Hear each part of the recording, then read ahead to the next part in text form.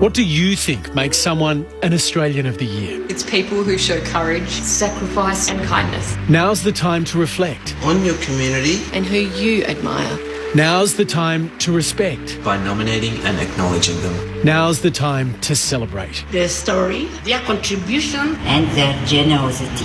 I'm Hamish McDonald, and I'd love you to nominate an inspirational Australian who you think is worthy at australianoftheyear.org.au. ABC Sport. AFL. Grandstand AFL. Right boot from the top angle. Oh, yes. What a high-quality game this is. Tremendous. It's so good to watch. Oh, it's unbelievable. It's a new day, new day, new day, beginning. Gibbons runs onto it, gathers hard against the boundary. Time tells me. Oh, no! That is a great goal. Paddles it to his own advantage. Bangs it up into the top deck. Kick it inside forward 50. Massive void! What a mark! That's his trademark. Snap from the pocket, splits the middle. This game is going up a gear. The 2021 AFL Premiership season. He started it, he finishes it. On ABC Radio and on ABC Sport Digital. The AFL's relocation to the Gold Coast continues with flashbacks to 2020. However, this was the one game that was scheduled here prior to the migration, of course involving the home team, the SUNS.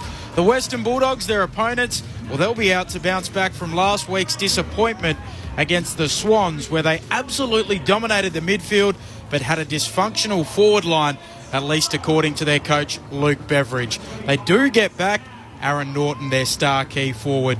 The Gold Coast Suns, they're trying to win 3 in a row for only a third time under fourth-year coach Stuart Dew. It's a glorious day on the glitter strip, 21 degrees Celsius, perfect for footy.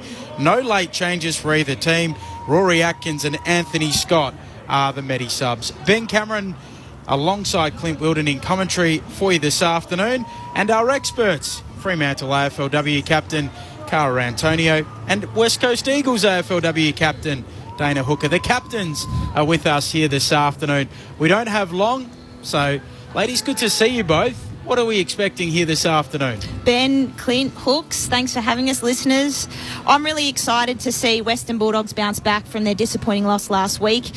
We spoke about it off air, their dominance inside and the clearance work. The likes of Bontempelli in there, McRae, adding Josh Dunkley to the mix as well. I know Liberatore goes out, but I think Dunkley coming back after some time off with that shoulder will add a big impact inside. So I think, in my opinion, Bulldogs will be a little bit too classy and experienced for Gold Coast, but Gold Coast build their game around pressure. The number one team for tackles and in the top 3 for tackles inside forward 50. So I'm really looking forward to the contest and seeing, I suppose, Gold Coast, what they can produce against a really dominant Western Bulldogs side. Yeah, absolutely, Cara, and I think it's going to be exciting to see how Gold Coast hold up today. They're coming off 2 good wins in the last 2 weeks, which has really turned around their season a little bit there, and they're showing something in the final parts of the season. But you're probably right, Western Bulldogs, their talent across the field and midfield in particular runs so deep. They're having a wonderful season. They'll bounce back from their loss to Sydney last week, and obviously some handy inclusions with Dunkley, Norton and Crozier in there as well.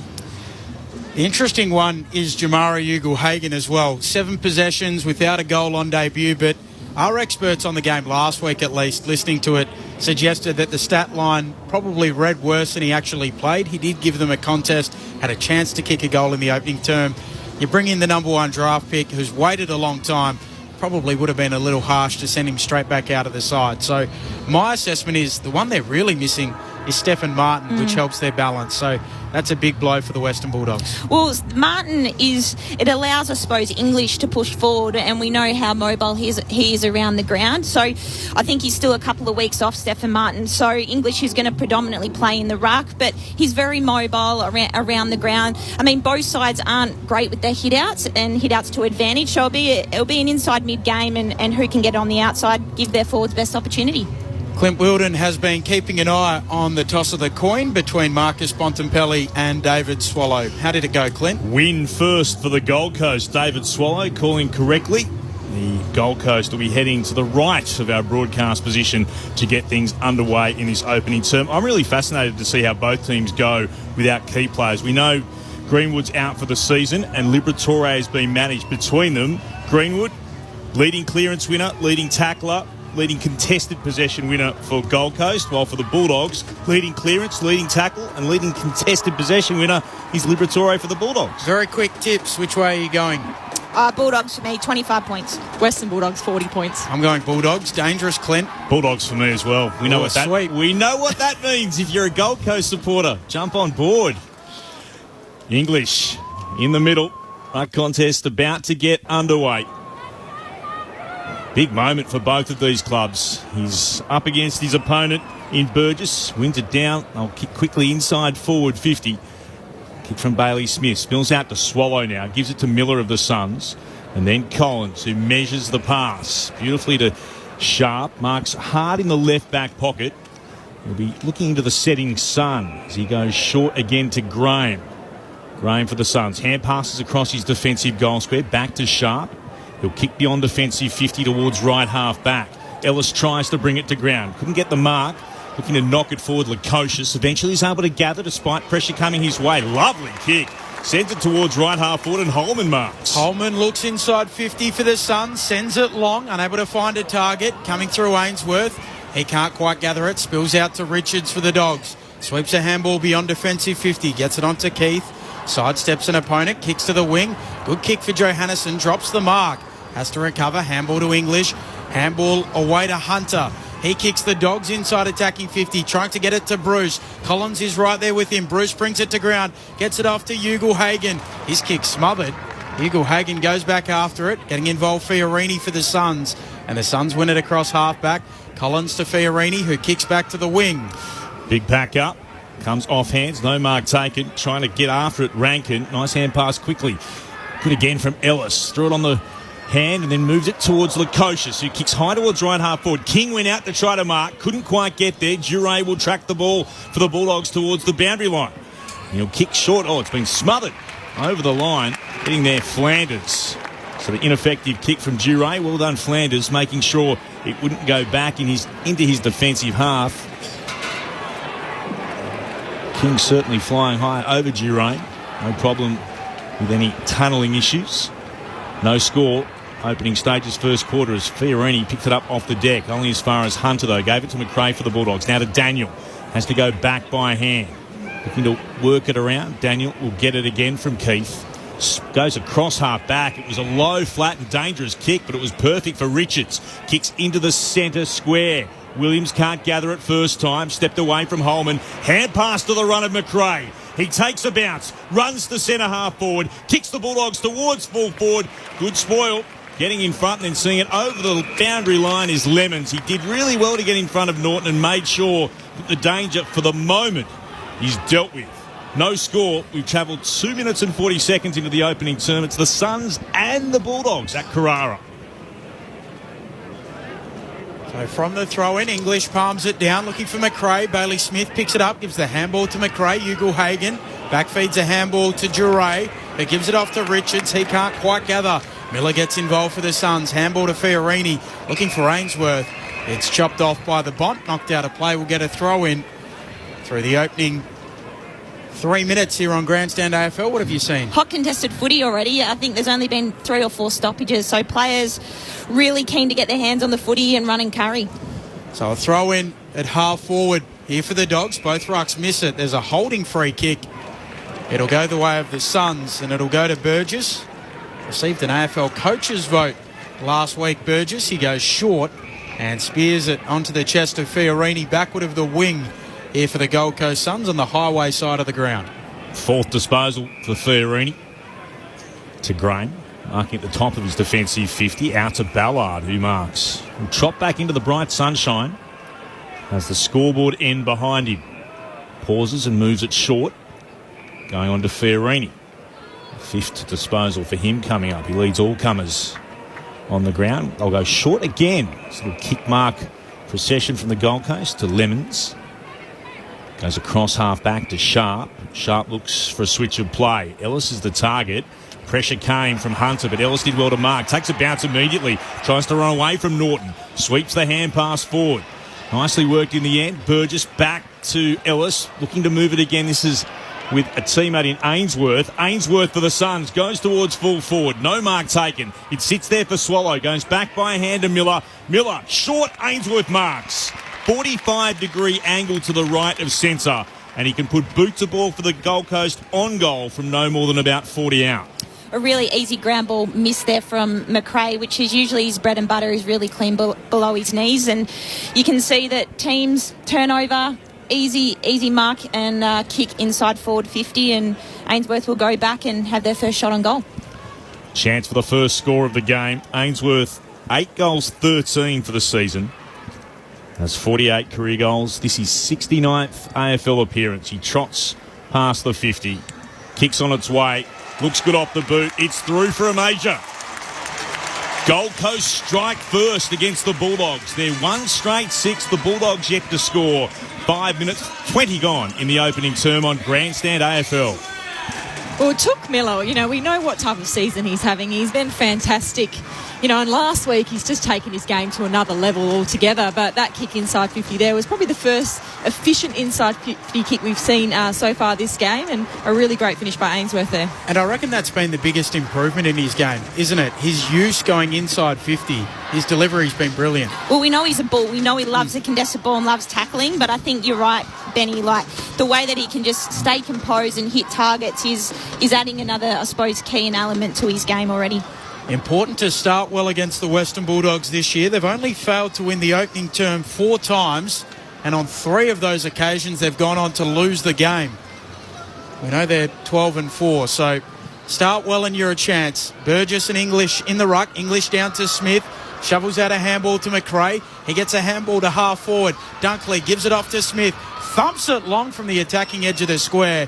It's wide and out of bounds on the full. Ballard will get the kick for the Gold Coast Suns. Bailey Smith last week kicked a goal inside 17 seconds out of the middle to start for the Dogs as Ballard goes short and finds Lemons at the top of the defensive goal square. So Lemons will send it out towards the flank. Sharp goes up through his hands. Down at ground level, Burgess gives it back to Sharp. Kick smothered. Good job there from McNeil. Charging down the kick, he forces a throw in at half forward for the Dogs. 1 straight 6 the Suns. The Western Bulldogs yet to score on Grandstand AFL 7 minutes into the opening term.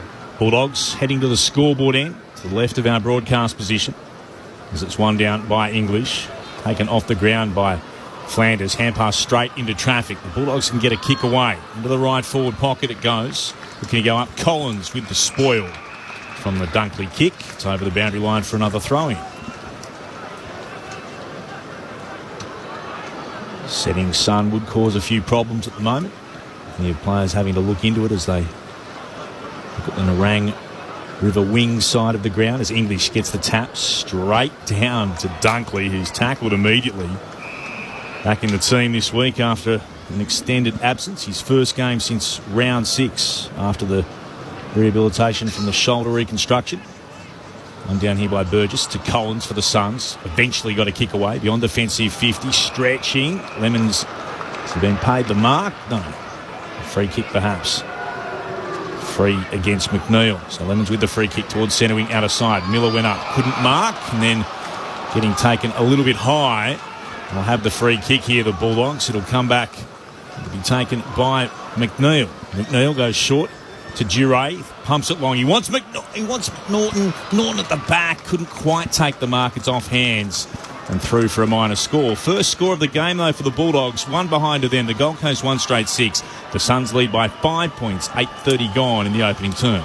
So Lukosius, this beautiful kick to take the kick in. He thumps it long on this occasion out towards the Narang River wing. English hands on it. Spills boundary side and over the line. We'll get a throw in. Brandon Ellis down in the rooms, and it looks like he's got a hamstring injury, perhaps for the Gold Coast Suns, just feeling the back of his hamstring, and that's not good news. A career-high 41 disposals last week for Brandon Ellis. English straight down to Smith. Rao goes in, gets a handball away to Flanders, who moves it out to Anderson, kicks the Suns around the Narang River wing.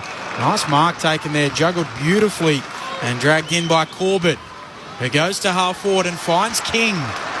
55 metres from goal. Wheels and looks inside 50. Sets it up to full forward. Nobody there for the Suns at the back. Sexton roves, handball away, snap on goal. Holman puts it through. The Suns have kicked the first two. Well, the Gold Coast Suns, they have started incredibly well. I'm enjoying the pressure they're putting around the contest there.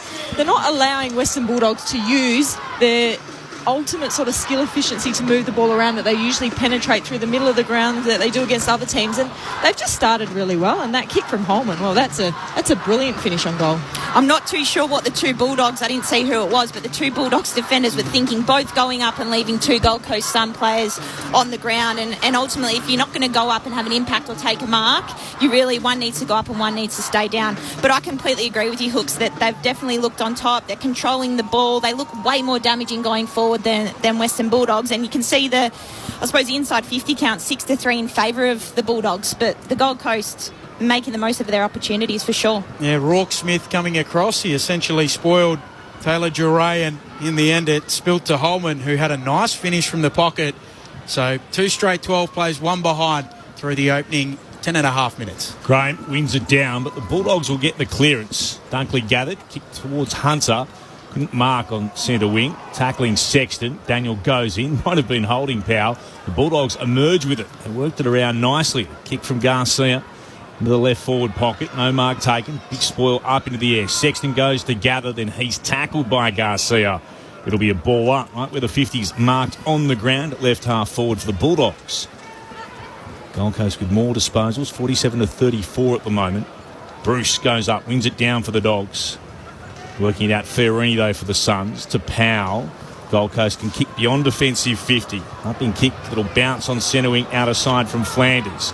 Getting back there first for the Bulldogs is Rourke Smith. He hands it off to Williams, stabs the pass low. Waitman couldn't mark it, bounced in front of him. He did well to gather and then lost it as he was tackled. The Suns will bring it away quickly. Lemon's involved, sends it towards left half forward. Anderson taken quickly again. Sends it into the left forward pocket from King. It comes over the back to Holman. Holman from full forward sees it all open up and he runs in to kick his second. Well, it's all Gold Coast at the moment. They're 3 straight 18 to the Bulldogs 1 behind. What is happening up at Carrara? 3 straight 18, 1 behind, a 17-point lead, and we've gone 11. We'll now make it 12 minutes into the opening term on Grandstand AFL. Dana Hooker and Cara Antonio, your experts.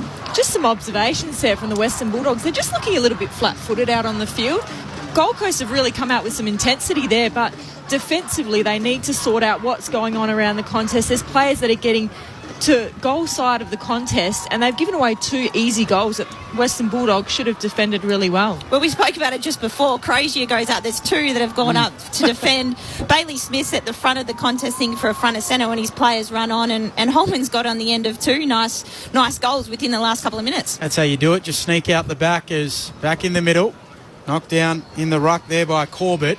Eventually the Dogs come away with it. There's a whistle and it will come back. So on track to potentially win this first term here, the Gold Coast Suns, and that will be big. As I've mentioned, Brandon Ellis, it looks as if his day is done. He's got the civvies on. So you would think the Medi sub Rory Atkins, the former Crow, will be into the game. Free kick to Bontempelli in the middle. Runs around his man on the mark, drives it long. Good mark. Caleb Graham at fullback for the Gold Coast Suns. Goes across the face of goal to Ballard, who moves it short again. The bare 15 to Jack Bowes in the left back pocket. One of the Suns Academy products. Tell the story regularly about his great grandfather who bowled out Don Bradman. He goes back to Ballard in the defensive goal square. Now the reigning best and fairest Collins. He'll drive it long to the wing. King goes up. Through his hands it goes to Keith.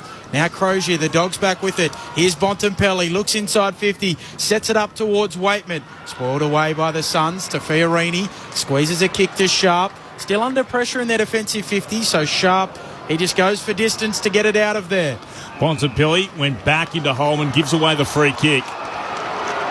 Holman will have it at right half back. He's been hurt in the collision as well.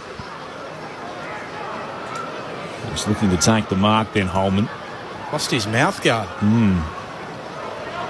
Bontempelli knew he was coming, made sure there was contact. Stuck out the right arm. It might have got him just where you don't want to get a little knock. What do you think about that? I thought he was relatively in the act of trying to protect the drop zone to take the mark. I'm not sure if that is a free kick. Looked like he was putting his arm out to protect himself, but I can see where the umpire's going with it. Holman kicks towards right half forward. Off hands. Spills down to Richards. Goes back to Crozier. Hand passes again to Dunkley. Got the arms free. Fires a hand pass back again. Duray on a bit of a run. And then kicks towards left half forward. The kick's got too much on it for Hunter. Went over his head. Had no chance to drag it in. Tumbles across the boundary line for a throw-in.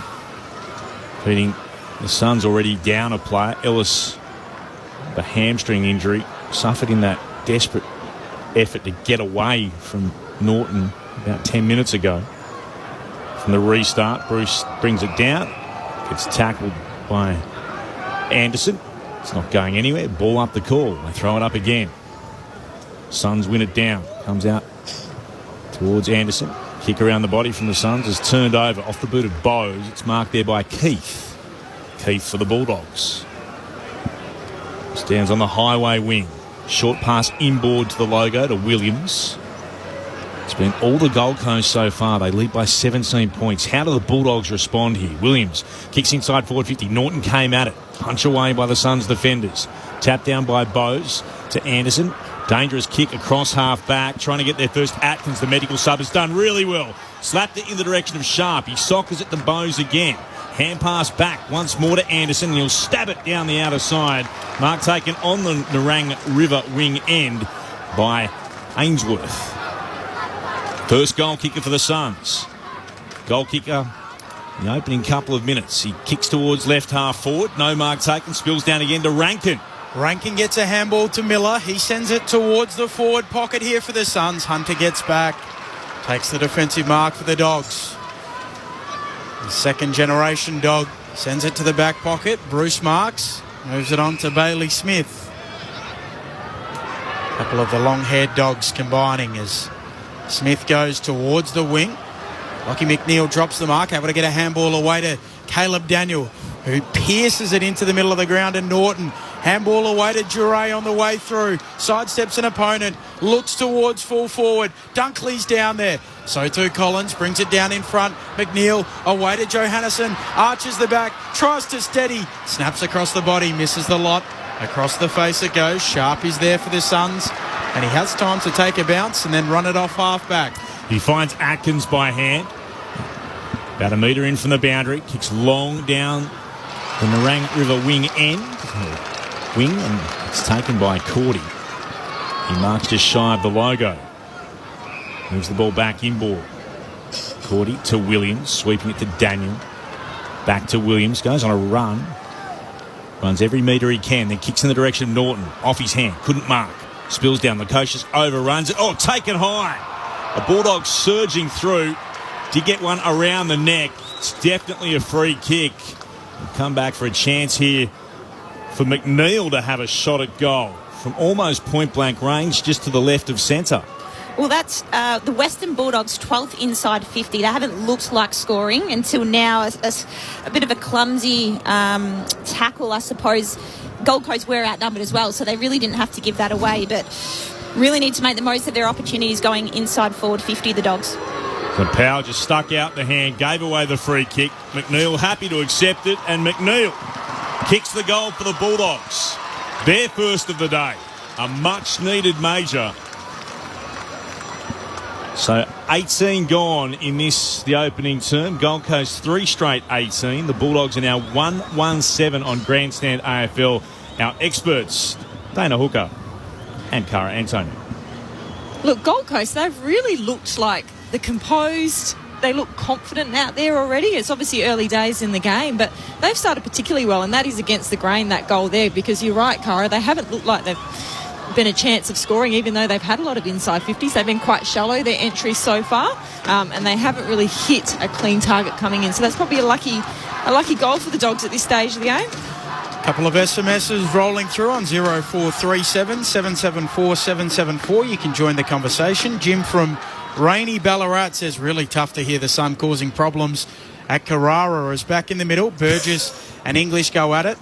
No tap decisive. Now Rowell fights after it at ground level.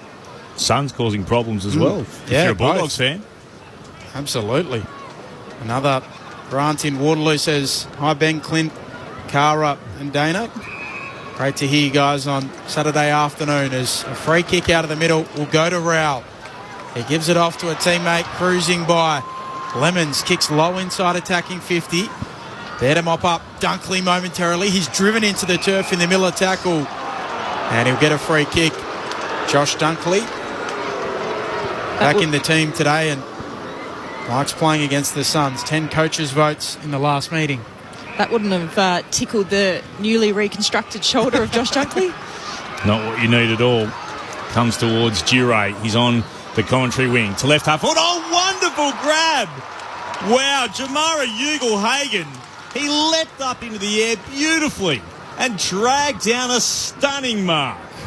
Great vertical leap and great set of hands on the young kid. That is only the Bulldogs' first mark inside forward 50 as well. So finally they've been able to hit a target. What a way to get the first of the game. It's spectacular. Jamara Ugle-Hagan. The shot is from deep in the left forward pocket. It starts out left. He swings it back. The mark deserved the goal and it's got one. Stunning from the number 1 draft pick. He's first and they come from everywhere to celebrate with him, as well they should. What a way to set up and then kick your first goal in AFL footy. It's the Bulldogs' second, their 2-1 third scene. Gold Coast 3 straight 18. And that mark was just a thing of beauty up over sharp, but it was more the leap than actually getting any purchase off the player. Absolutely. It was a great kick coming in from Taylor Dray there. Great run and fantastic delivery coming in, but that confident leap there and that grab, and to be honest, the finish on that was lovely. It didn't look good at the start, but it made its way across and finished beautifully. Well, How high did he get? And he's definitely answered the critics from last week. And he needed to probably start the game really strong, and that great mark, but even better, more importantly, goes back and slots the goal. A glimpse of what could be ahead of us in the career of Jamara Ugle-Hagan. McRae gets the clearance for the Dogs, tumbles it to half forward, beautifully gathered there at half forward by Garcia, kicks into the pocket. Norton can't quite mark. He fumbles it out, a little frustrated, and we'll get a throw in. Left forward pocket for the Dogs. Don't mean to go on about it, but that sort of stuff you can't not have a smile brought to your face by seeing that from a youngster. English slaps it down, but Miller steals it for the Suns, gives it off to Sharp, handball onto Wainsworth. He kicks the Suns to the wing. Corbett going back with the flight, can't complete the mark, spills down at ground level. Duray overruns it, going back in is Corbett, and he's wrapped up. And we'll get a ball up, neutral territory on the highway wing, 0437 774 774 if you wish to join the conversation. Let us know how or where you're listening as Miller shovels out a handball. Richards applies the tackle for the Dogs.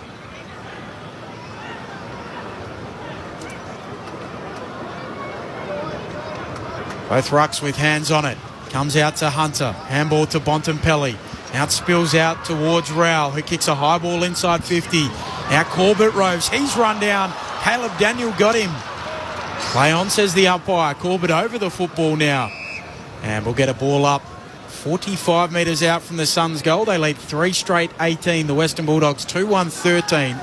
23 minutes and change into the first. Going up to win the right tap for the Suns. Burgess got it down, but it comes to Daniel. Back to Hunter, to Daniel again. Hand pass to the Bulldogs to McRae. Had a moment of space to work with and then run down by the opposite number 11 in Miller. Bulldogs are able to get it away then. No free kick. Ball jarred out. Hunter had it from Daniel's pass. A switch of play towards right half back. And Keith pauses for a moment. Plays on by a hand. Bulldogs move it down through Dunkley. Getting it back through Crozier. Then the kick is towards centre half forward. Bruce couldn't mark. It spills out the back. Good tackle on Garcia. Wrapped up by Collins. He's going nowhere, Garcia. We signed a new deal during the week for the Bulldogs. Got ourselves a ball up just inside forward 50. Centre half forward for the Western Bulldogs. English would have been happy the way the ball came out to McRae. Out after it was Bontempelli, punched away by Fiorini.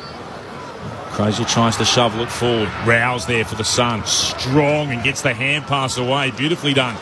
Moving it on to Sexton. Stabs the pass forward. Now a great chance for the Suns through Corbett. He'll kick long. It's sat there for Holman. Came over the shoulder. Not much Gordy could do about it. And Holman marks and should be able to go back and kick what would be his third. So much space for Gold Coast forward half of the ground. They're moving it with ease, and that forward entry was perfectly way to kick to the advantage of Holman, and he used his body really well to take the mark. I'm not really sure what Alex Keith from the Dogs was doing there. Gold Coast was surging and they were going long, and both the forwards were running straight back to goal, and Keith decided to sort of tick back up thinking it was going to be a short kick, and then it was essentially 2v1. Nick Holman wants his third. He's able to convert for the Suns. They've got their fourth. Great response from the home side. 4 straight 24 Gold Coast. The Bulldogs 2-1-13. We've travelled 26 minutes in the opening term on Grandstand AFL. Our experts, Cara Antonio and Dana Hooker. Well, as you mentioned, Hooks, I think the Bulldogs defensively is where they're falling down at the moment. The Gold Coast are leading up towards the ball. They're being more aggressive. And unfortunately for the Bulldogs, they're working overtime defensive half of the ground. There's no real pressure coming from the mid-range of the ground, and Gold Coast are just moving it with ease at the moment. Welcome to all of you who have joined us on ABC Gold Coast from the NRL. Great to have you with us. Nick Holman, a third goal for him. Only the second time in his AFL career he's achieved that. The other back in round 17 of 2018, and he's got 3 in the first term, as back in the middle, Fiorini's tackled high by Bontempelli. He'll get the free kick, gives off the handball to Miller, who kicks inside attacking 50, looking for Sexton. He goes up and drags in the mark ahead of Bailey Williams. About 45 metres out, a slight angle to the left-hand side. Strong mark. Really strong set of hands there from Sexton. And again, kicking it to the advantage of the forward, which Gold Coast have been able to do. And on the flip side, down the other end, we've only seen it 1 or 2 times, and Gold Coast are making the most of their inside 50s at the moment. Alex Sexton, a dual goal-kicking winner at the Gold Coast Suns. Boot to ball from 48. Arcs out to the right, tugs it left. And the first blemish for the Gold Coast Suns, they're 4-1-25. The Western Bulldogs 2-1-13. 2 goals neat. The Gold Coast Suns advantage. Dale with the kicking duties. Legs to go on a bit of a run for the Bulldogs. And he'll send it towards left half back. Hugo Hagan waited for it. Punched over the boundary line by Graham. Good spoil. Solid punch. Travelled all of about 25 metres in the air before over the boundary line. English stretches and wins it down for the Bulldogs. It came to Daniel, then to McRae, to Daniel. Dangerous hand pass across half back. Crozier tackled straight away. Flanders got him. Got some support as well. It's been held in, and he'll win holding the ball too. Not too sure about how much prior opportunity Crozier had just then. Came to him straight away. I can only imagine that there was that old decision, didn't make enough effort to get rid of it, because it was to him and he was tackled immediately. So Flanders does win the free kick. He's at right half forward, puts it into the right forward pocket, stretching. King couldn't mark. Spoil came from English. Bontempelli lurking too. It's over the boundary line for a throw-in. So having another look. I suppose he broke the first tackle, didn't he? Yeah, bounced off. I think it was the Powell tackle, so that's his prior. Thoughts of our experts. Cara Antonio today alongside Dana Hooker as English wins it down to Bontempelli. Sweeps a hand pass to McRae. Dogs beyond defensive 50 now. Comes to Bailey Smith to Hunter by hand. Clever hand pass. Bounced along the ground to Hugo Hagan. Then he spots English, who drops the mark but has time to regather. Spins around. Kicks in the Norton direction. And he marks about 51 from goal. Waits for players to surge forward. Norton would know we're not far away from quarter time. Attacking point of the centre square. Goes looking for English and Bruce. Neither could mark, and Graham able to knock it over the boundary line. It'll be a throw-in deep in the left forward pocket for the Bulldogs. It's Gold Coast leading by 12 points. And we've gone 29 minutes into the first at Carrara on Grandstand AFL on ABC Radio and ABC News Radio. So English and Burgess again. English takes it out of the ruck, snaps on goal and misses. Just to the left-hand side. It wasn't far off from Tim English. 2-2-14, the Western Bulldogs. The Gold Coast Suns 4-1-25 as we close in on quarter time. Powell, short. Moves it to Fiorini. Not quite sure where to go. Glanced inboard for a moment and heads towards the boundary in the right back pocket. Marking there Lemons. Sean Lemons. Game 109 of his career, short to Took Miller, who has been in all Australian form. Back to Powell at fullback. Now switch towards Graham, who's in the left back pocket. The run continues from Powell. Suns have it again. The kick is beyond defensive 50, goes over the top of Ballard. He can meet it. Spun away from the attempted tackle of Rourke Smith and then kicks straight into traffic. They'll get another opportunity here, the Suns. Powell, his kick again smothered. Rourke Smith stuck the hand out. The Bulldogs can turn it over. Johannesson with it. To Ugle-Hagan at right half forward. Kicks inside forward 50. Going up, Waitman couldn't mark. He goes to ground. Norton gathers hand pass to Bailey Smith at left full forward. Sweeps it back to Daniel. Daniel kicks on goal. He kicks the major. Right on the quarter time siren. And that's all because of a Gold Coast turnover just shy of the outer wing. The Bulldogs took their chance eventually. And they cut the Suns' lead to 5 points at quarter time. Gold Coast 4-1-25. The Bulldogs 3-2-20. So the goal kickers for the Gold Coast Suns, Ben Ainsworth has 1 and Nick Holman with 3 for the Western Bulldogs. All singles, Lockie McNeil, Jamara Ugle-Hagan, his first goal in AFL football after a wonderful mark and a beautiful finish. And Caleb Daniel right there on the stroke of quarter time. It's an appropriate time to mention it as well. Neville has texted in on 0437 774 774. He says the Kyabram boy has his third. Go Nick Holman. 11 degrees back here in Kyabram. Enjoy the sun and the match. That's from Neville, who's a Cats fan. So I appreciate that, Neville. It is quarter time at Carrara. It is the Gold Coast Suns handing the Western Bulldogs only their 5th opening term loss of this season, and they lead by 5 points at the first break. 4-1-25 plays 3-2-20. This is Grandstand AFL. For the latest sports results and stories from around the globe and at home, check out ABC Sport on our social pages. Just search ABC Sport wherever you scroll. When history is made. Into the net she goes, and Ash Barty has done it. The world number 1 has conquered Wimbledon for the first time, and she crouches on her haunches. She's crying tears of joy. She can't quite believe it. She said it would be a dream, and it certainly has proved to be. ABC Sport is there. I hope I made him proud. No, you did.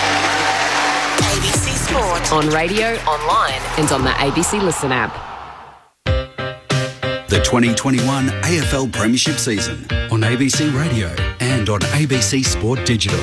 Ainsworth for the Suns goes towards full forward. No mark taken. It sits there for Swallow. Goes back by a hand to Miller.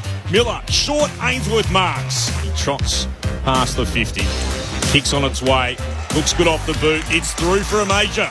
Gold Coast strike first against the Bulldogs. King, 55 metres from goal. Wheels and looks inside 50. Sets it up to full forward. Nobody there for their Suns at the back. Sexton Rose, handball away. Snap on goal. Holman puts it through. The Suns have kicked the first 2. Lemons involved. Sends it towards left half forward. Anderson taken quickly again. Sends it into the left forward pocket from King. It comes over the back to Holman. Holman from full forward sees it all open up and he runs in to kick his second. Well, it's all Gold Coast at the moment. Duray, he's on the commentary wing to left half forward. Oh, wonderful grab. Wow, Jamara Ugle-Hagan. He leapt up into the air beautifully and dragged down a stunning mark. The shot is from deep in the left forward pocket. It starts out left. He swings it back. The mark deserved the goal and it's got one. Stunning from the number 1 draft pick. He's first and they come from everywhere to celebrate with him, as well they should.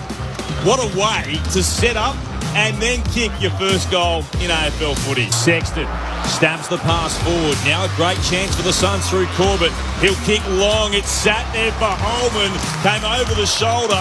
Not much Gordy could do about it. And Holman marks. Vic Holman wants his third. He's able to convert for the Suns. They've got their fourth. The 2021 AFL Premiership season on ABC Radio and on ABC Sport Digital. The Gold Coast Suns hand the Western Bulldogs only their fifth opening term defeat in this AFL season. 3 of the other 4 matches, they've gone on to lose the match. Or it's only the fifth time they've failed to win the opening term, I should say. One of them scores were level at quarter time, but 3 of the other times they've gone on to lose that match. Is it a good omen for the Gold Coast Suns? They say start as you intend to go on, and they lead by 5 points at quarter time. Like any good side, we've got a captain and a vice captain today. The West Coast Eagles vice captain Dana Hooker, and also the Fremantle AFLW captain Incara Antonio watching the match with us. What did you see in the opening stanza of football? Look, I've been really impressed with how Gold Coast have started this game. They've come out and they've been playing really composed football. They've penetrated deep inside 50. They've given themselves really good looks on goal and deservingly have taken the lead at quarter time here. And Western Bulldogs, they made their opportunities at times. They got lucky on a couple of the goals to keep them in the game. But that they're a talented side. Their talent around the ground runs really deep. I'm looking at their midfield rotations and you just see it constantly turning over, and the talent that they've got going through there is exceptional. And, Caleb Daniel, he's a wonderful user of the ball. His little nugget, he just gets in and around, and watching himself amongst Dunkley, McRae, Lockie Hunter, they're just incredible players. Bailey Smith and then, Bontempelli. It's quite a force to be reckoned with, and Gold Coast will still have their work cut out for them today if they're going to win this game. Yeah, absolutely, Hooks. I think definitely Gold Coast have done their homework on the back of Sydney beating the Bulldogs last week. Their pressure's been outstanding. They're up in the tackle count. They're up in the 1%ers. Their disposal efficiency is the one for me. It's sitting at 85%, where they only really average 70%. So they're using the ball really, really well, and it's shown on the scoreboard. Lots of great SMSs rolling through. Tremendous. You can enjoy and share the day at the footy with us as English tries to win the tap down. Eventually McRae picks it up off the deck. Nutmeg of Bailey Smith. It goes through his legs. Let him up for the Suns momentarily is Bowes. He keeps fighting after it. Paddles to his own advantage. Does brilliantly. Then kicks forward of the wing. Trying to get it to Corbett. Cordy does well. And Jure sees it out. Some of the numbers. The Gold Coast, Fiorini's had 10 disposals. Miller with 8, Sharp with 8 as well. Powell and Flanders both with 6. For the Bulldogs, Daniel and McRae both had it 9 times. Smith and Dunkley 8 apiece. 5 points, the Gold Coast advantage. English hooks it in the direction of McRae, but Miller knocks it out towards Atkins. Off balance, he snaps it and sends it out of bounds on the full. Controversial 5-year free agency deal to join the Gold Coast Suns for Rory Atkins. At the moment, the Bulldogs have had one more disposal, 103 to 102. The marks to Gold Coast 29 to 16. Inside 50, Gold Coast 3 to 1. The inside 50s 17 to 10 in favour of the Bulldogs, interestingly enough. And the tackles, as Cara mentioned, Gold Coast 12, 7 to the Bulldogs. The free kicks, pretty even. Western Bulldogs 4, Gold Coast 2. Bulldogs have it at right half back. Williams sends it down the line. Bruce got a fist on it, spilled out again. Fiorini gave it back to Swallow, kicked towards left half forward, actually bounced off the top of Sexton's head, fell in front of him, he took it and then got tackled himself by Williams. Ball up the call. Lights are on at Carrara. Setting sun has mostly disappeared after causing some issues earlier on for both sets of players as Bontempelli got tackled, lost possession of the football. Play on the call from the officials. Suns sweep it towards Flanders at left half forward. It's been locked in there. Ball up again. McNeil coming one way, Dunkley the other. Throw it aloft. English wins it down for the Bulldogs towards the boundary line. Miller takes it. Dunkley tackles him over the boundary line. It's going to be a throw-in. Left half forward for the Gold Coast Suns. They're kicking to the scoreboard end in this quarter. To the left of the commentary wing. Gold Coast by 5 points. Early stages second term. English at the back. up against Burgess. Burgess probably with a more telling tap. It went to ground. Players pile on top of it. It's not coming out of there. Fiorini absolutely made sure of it. Locked it in. Ball up will be the call once more. Still at left half forward for Gold Coast, who lead by 5 points. From the ball up, Burgess lays it down. Miller over the football. Eventually, the Dogs extract it through Dunkley to McRae. Now Bailey Dale back to Dunkley, who sweeps a handball to the outside, but the Suns are there. Fiorini, he loses it in a tackle. Holding the ball, and the free kick will go to the Bont. Advantage taken according to the umpire. So Hunter has to give it back to the Bont, who runs by them all. Kicks low inside 50 and finds Ugle-Hagan. Oh, he's brilliant, the Bont, when he's up and running. Favourite for the Brownlow this year, perhaps? I think so. He'd be in the top three, my top three for sure. My favourite player in the comp. And he spots up this emerging star, Ugle-Hagan. Kicked his first goal in AFL earlier tonight. Boot the ball from 50, slide angle to the right of centre. A beautiful kick. He's got 2. Well, Marcus Bontempelli, that was just fantastic work by him to fend off. But what I really liked about that was the penetration on that kick and also to hit the free player. But I reckon he's kicked that ball 60 metres to hit up a solid inside 50 target. And that's a great start by the Dogs, just what they needed. And they hit the front for the first time this evening. They move along to 4-2-26. The Gold Coast Suns 4-1-25. And Ugle-Hagan looking like a likely type, which you generally are if you go number 1 in the AFL draft. The 2 Gold Coast defenders, Graham ran into, I'm not too sure who the other one was, and obviously Ugle-Hagan was able to get a bit of separation, but as you said, Hooks, an incredible kick by the Bont. So the Bulldogs in front. Early stages, second turn. English flew. One down low by Burgess, but it went straight to Dunkley, and the Bulldogs will get the clearance. McRae kicks towards right half forward. Bailey Smith gathers on the bounce, sends it back to full forward. Ugle-Hagan in front. Norton takes it, gets tackled by Collins. Can he get a ball out? He can't. He goes to ground.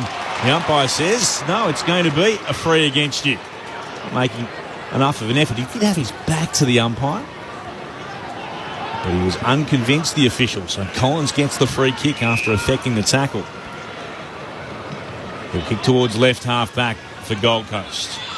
Up in front was Hunter. Couldn't mark. Rao gathers. Met by 2 Bulldogs straight away. Bailey Smith one way. Hunter the other. It's been locked in. Ball up the call. 4-2 plays 4-1 in favour of the Western Bulldogs. They lead by a point. 5.5 gone in the second. English flicks it down looking for Smith, but he can't gather. Rao can. Gives it off. A quick kick for the Suns towards the wing. Corbett able to juggle the mark. Now looks forward of the wing. Looking for King, who fumbles it. He was impeded in the process. He'll get a free kick. Lots of SMSs rolling in. We'll get to them shortly. The Dogs by a point. King runs straight into Keith. Gets rid of a handball, but caught holding the ball. He was stonewalled by the former cricketer Alex Keith. And 52. I think the ball not returned properly. Or was it Rankin running through the protected area? Either way, Keith is marched downfield. Mark set 51 out. Keith chips it towards full forward. Favours English. Just overshoots him, in fact. Out the back it goes. Ballard's wrapped up. No prior opportunity and no ability to get rid of it. So we'll get a ball up. 15 out from the Dogs' goal. They lead by a point. 4-2 plays 4-1. Early stages of the second. Ball thrown up. English. A little tap. Won it down. Daniel got it out to McRae. McRae snaps on the left.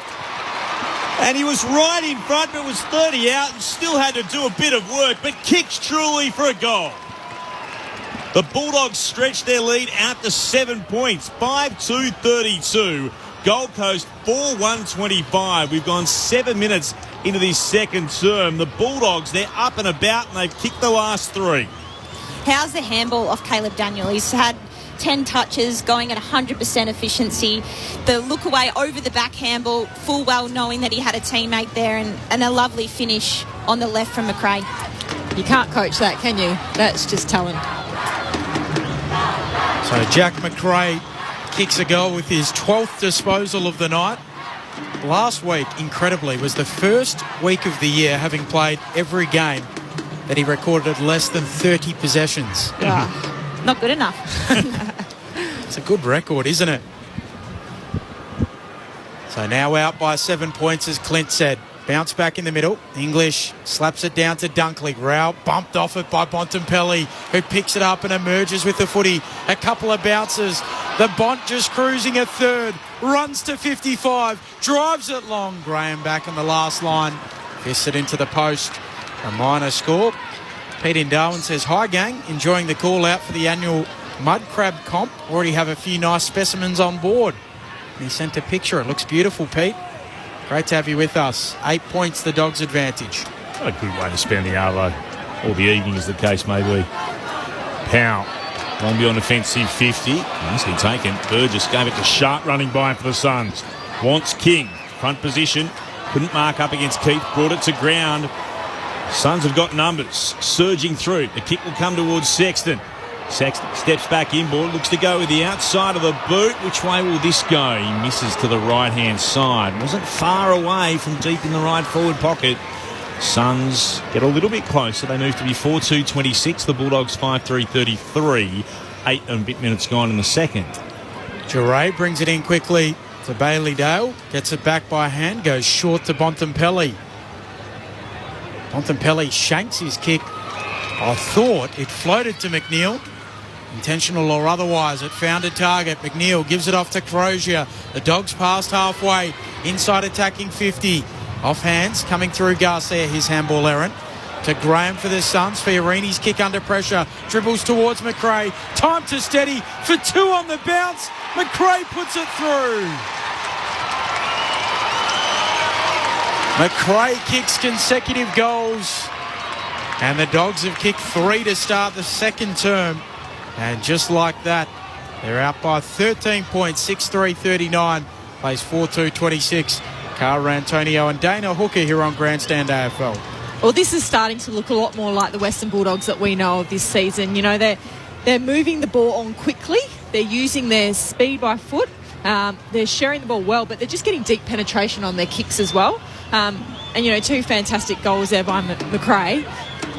But this is the Western Bulldogs that we know. Well, that was built on forward line pressure, wasn't it? Turnover. I mean, they're the number 14 in the comp for tackles inside forward 50, and you can see the impact that their small forwards are now having and bringing the other players into the game. Kick the pass, 4 goals now, the Bulldogs. Now to a 13-point lead. Just had to shake off the pressure of the Grandstand AFL team, all tipping them early doors. Bruce wins it down for them. Back there. Anderson got it for the Suns, gave it to Fiorini, then to Powell, who'll kick towards right half forward. Richards should get there first for the Bulldogs. Pressure came from Rowley. Couldn't gather Richards. Spills over the boundary line. It's a throw-in right half forward for Gold Coast. Bit of praise for you, Clint, sorry. Loving the call of Hugo Hagen's grab and first major from Will and Tim, listening in Tasmania. Oh, thanks, gents. It was a great mark. It was a delight to be calling it. Hunter kicks the Bulldogs down the commentary wing. Norton gathers. Tapped it down with his right hand, then gathered in front of him. Took a moment. Almost got run down. Just got a hand pass away despite the pressure of Sharp. He kicks towards left half forward. Chance here again for the Suns to send it inside forward 50. Bontempelli couldn't find Waitman. Good defensive effort coming from Atkins, the medical sub, who moves it short to Ainsworth. Ainsworth, missed his first target in Anderson. Miller behind him, though, lucky. Gave it to Atkins, into the middle of the grounds. Quick hands. Comes to Lukosius, then to Rao. Fiorini involved as well. Round got tackled. Just got the hand pass away, Rao. To Powell, then to Miller. Moving it on to Bowes. Now to Lukosius. He'll kick into the right forward pocket. He's spotted at teammate. Great mark, Corbett. Diving back with the football. Up against Cordy, but he completes the mark deep in the right forward pocket, about a metre in from the boundary and 30 from goal. Clint, you know what I like about that passage of play from the Suns is, you know, the scoreboard pressures against them in the last 5 minutes. Bulldogs have really been applying that pressure, but that passage of play was really composed. They brought in their teammates into it. They used the ball well, and they're looking like a better side than they have been previously this season. They're looking more composed, and it's exciting to see. Exciting passage of play. Now they just have to convert. Josh Corbett, 16-5 for the season, kicks on its way. It's across the face. Not what he was hoping for. Just one more to the total. 4-3 Gold Coast, 27. Western Bulldogs 6-3, 39. 12 gone in the second. Bailey Dale from the kick-in sends it out to Hunter, who marks on his chest, gives it off to Garcia, under pressure, or Richards rather. He gets the handball away, but he's taken out. So we'll get a throw in between wing and right half forward. Sam Collins also on the bench, it looks like getting his ankle re-strapped, and it probably goes a long way to knowing why Bulldogs have got on top. Bruce doing the ruck work, double palms it down boundary side. Bailey Smith able to gather it eventually, gives it off to Hunter. Handball to Bailey Dale, who slips a tackle. Clever bouncing handball to Bailey Smith, who gives it to Bruce. Time to stop and assess. Does a 360, then snaps across the body, forward of the wing here for the Dogs.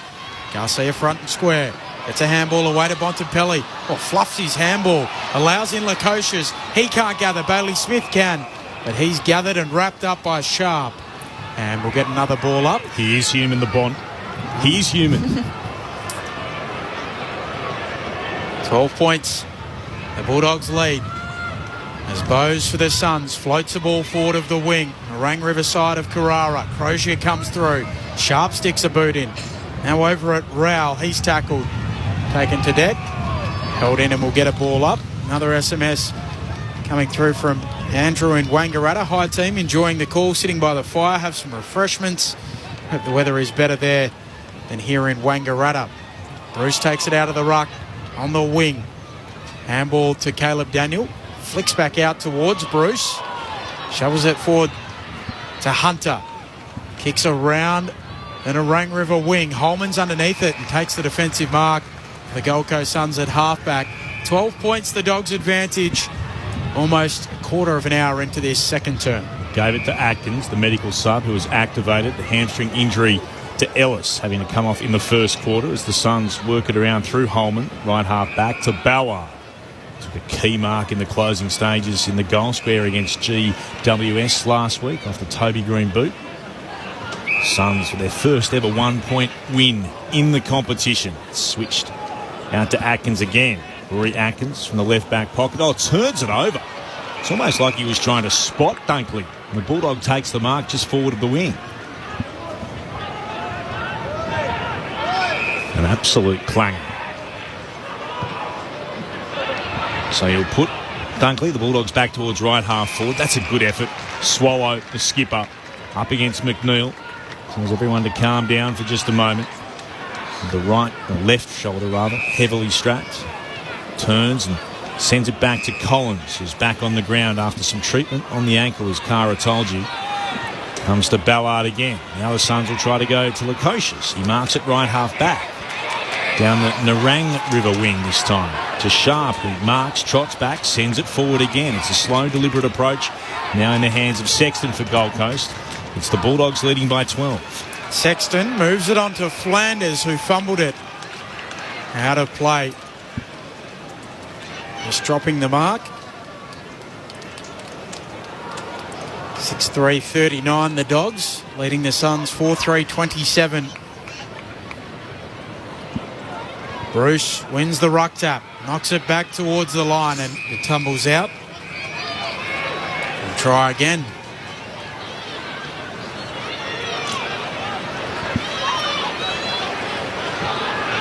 So Bruce and Burgess will go again. They lock up. Short throw in. Neither gets to it on the full. Rao has it stripped out of his hands. Bontempelli goes and picks it up. Takes them on. Rao goes after him. Can't quite catch the Bont. Sweeps it forward to Garcia. The Dogs to half forward. It's a handball away to Daniel. Gives it off to Johannesen. Runs to 25. Whacks it through. Beautifully done by the Dogs. It all started with the Bont. Class in congestion, uses his legs to get out, and then a classy handball. And just like that, the Dogs are out by 18 points. 7-3-45, plays 4-3-27. And Bontempelli is just imparting himself on this game. 15 disposals, and it feels like all of them have been impactful. Cara Antonio, Dana Hooker. Yeah, well, you've hit the nail on the head, Benny. He's had 10 in this quarter at the Bont, and he's the reason I think the Salt, with all due respect, Dunkley's been fantastic, and Hunter and McRae, but I think he's driving what we know that the Bulldogs are all about in that midfield, and his ability to break the lines and hit targets and provide them options going forward has been outstanding, Hooks.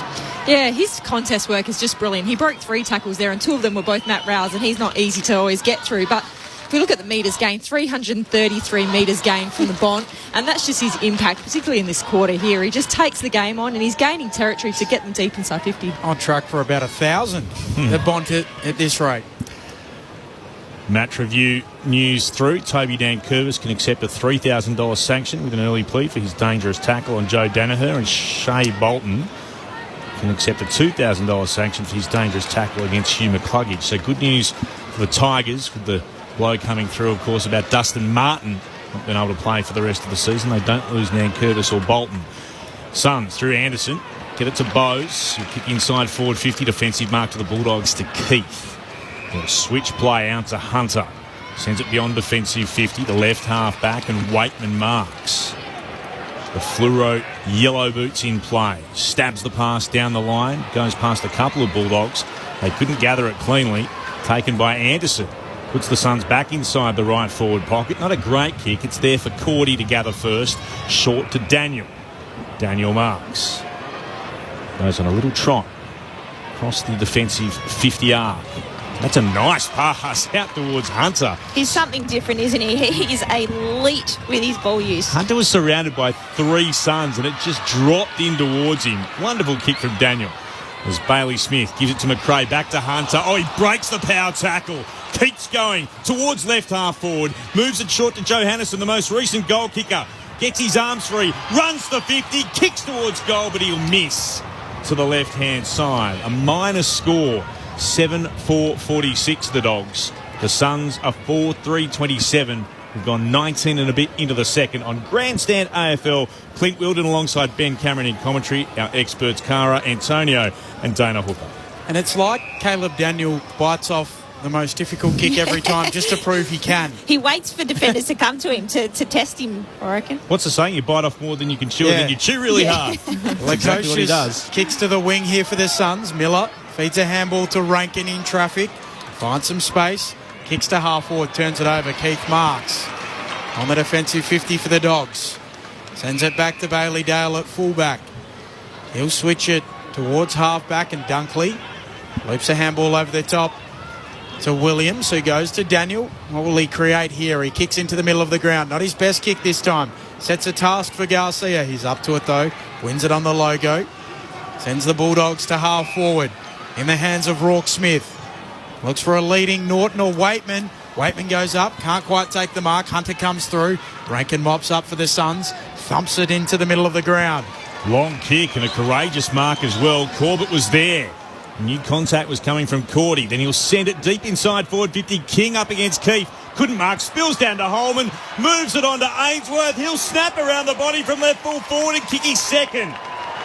Ending a run of 5 unanswered goals by the Western Bulldogs. The Suns desperately needed something, and Ainsworth delivers. His second, Gold Coast's 5th. They're 5-3-33. The Bulldogs remain 7-4-46, 22 gone in the second. It's the Bulldogs by 13 points on Grandstand AFL on ABC Radio and News Radio. Very much against the grain, that goal, but a great mark in the middle of the ground by Corbett there. It was really just 3 possessions to get it from end to end to give them that opportunity to kick the goal. So they're lucky as well, Hooks, because I don't know if you saw, but Holman was out by himself, but they elected to kick the ball deep to King. Again, he created the contest, and Holman won the front and centre, and luckily enough Ainsworth kicked the goal, but I think they probably could have gone the easier option to Holman to run in and kick to Ainsworth, but yeah, definitely against the grain, and the Gold Coast have kept themselves in this one.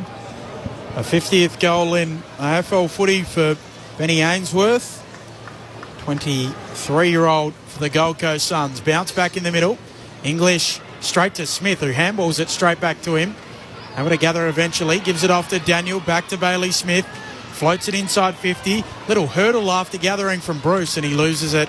Allows Powell to repel the Suns to the wing. Holman can't quite mark. Bailey Williams with the spoil. Now Richards trying to bounce off halfback for the Dogs. Low ball towards Waitman. Beautiful pickup. And he turns his man inside out. Kicks to Ugle-Hagan. Drops the mark on this occasion. Collins coming through for the Suns. Wrapped up in the tackle. Taken to ground. No prior opportunity, so we'll get a ball up. Right forward pocket here for the Dogs. They lead by 13 points. I love the follow-up from Ugle. Then he dropped the mark, but he then followed up with the good tackle on Collins. Burgess slaps it straight down. Smith for the Dogs. Gives it back to Burgess on the handball. English tackles him. And gently takes him to ground, holding the ball. I was about to pass comment about the dangerous tackle rule in the wake of last night and its officiation. World record, they reckon, last night. Called. He took him down softly and earned himself the free kick. Irrespective, Tim English.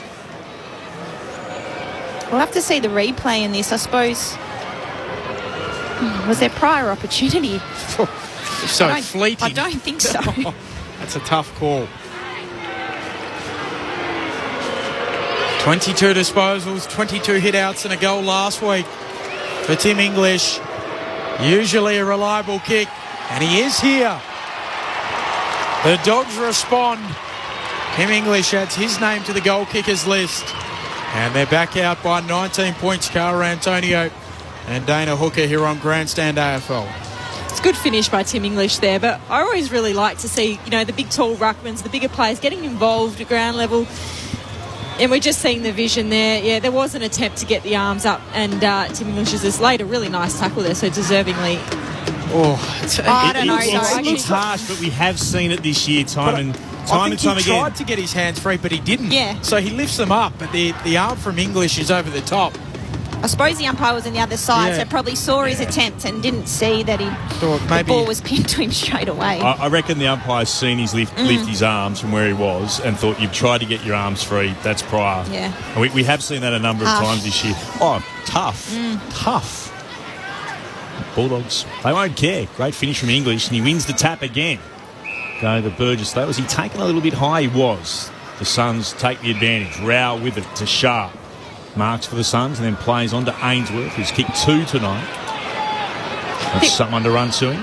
That one, Jaddy, you can attest to this as a midfielder as well. You're kind of damned if you do and damned if you don't at times with the umpires. If you don't make any attempt to try and release the ball there, you'll get done for no attempt. But sometimes if it's pinned to you and Lukosius kicks into the right forward pocket, comes back to Holman, gives it to Rao, to Sexton, who has to wheel around from 50 out. He snaps and sees it through for a goal.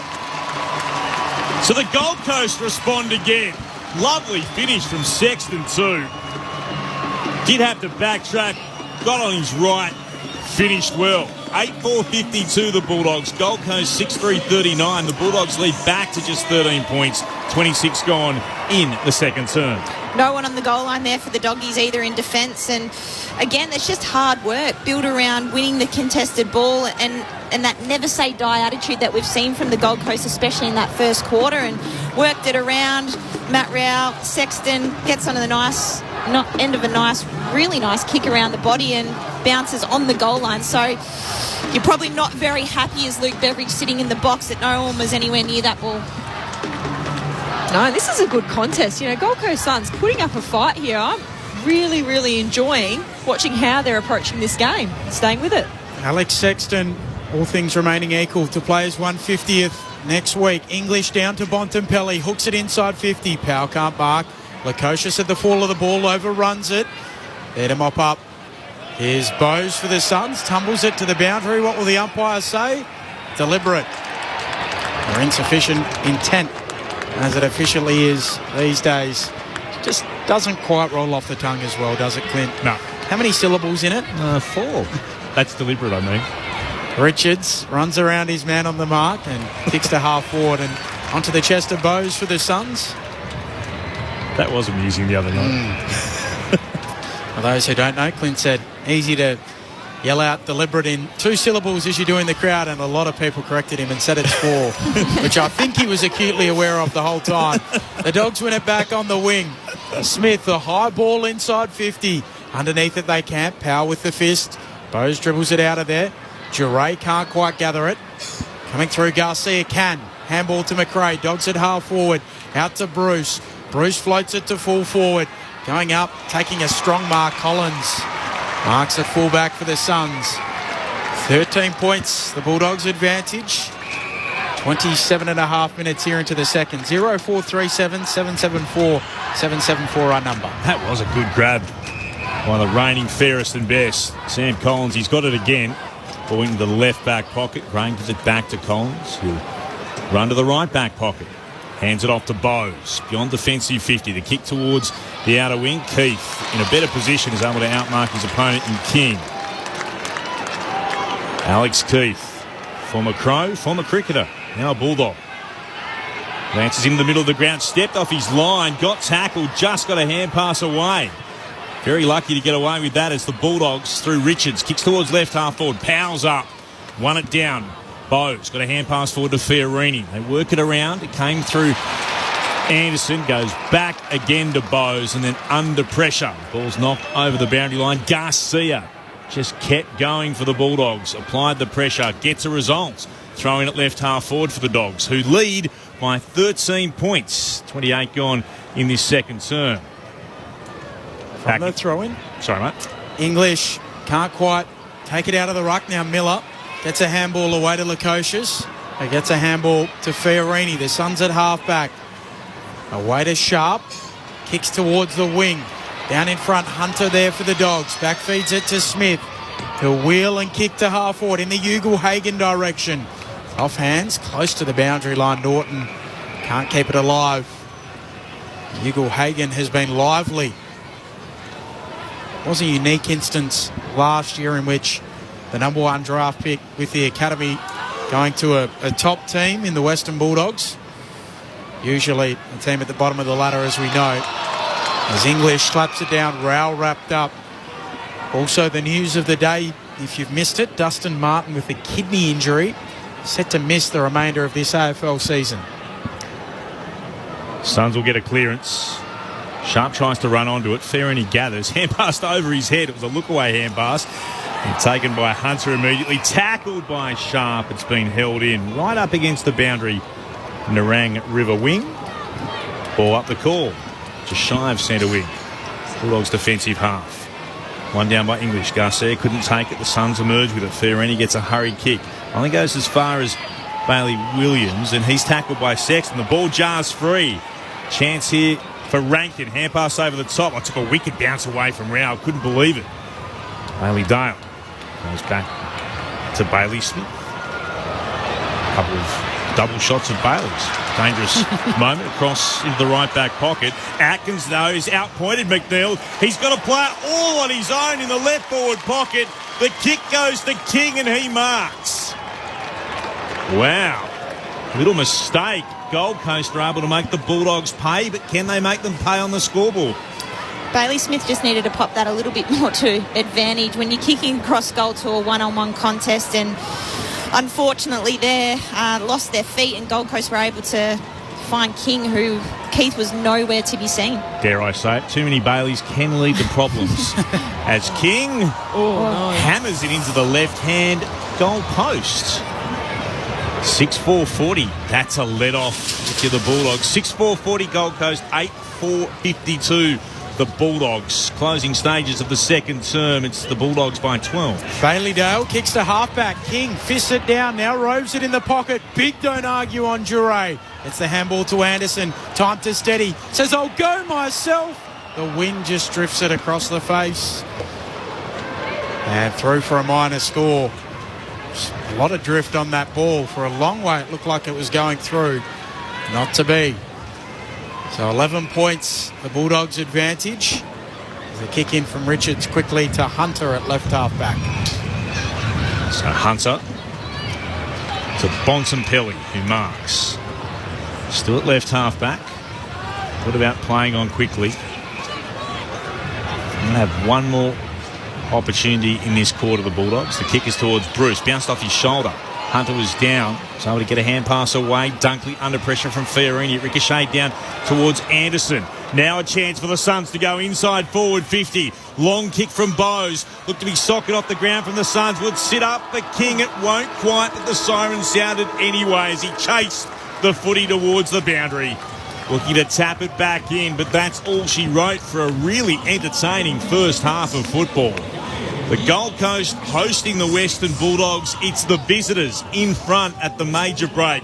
The Bulldogs by 11 points, 8-4-52 to the Suns, 6-5-41. So the Western Bulldogs with the opportunity to move to the top of the AFL ladder at least until tonight, when Melbourne take on Hawthorn following this fixture. The goal kickers to half-time, Jamara Ugle-Hagan with a couple, having kicked his first goal in AFL footy.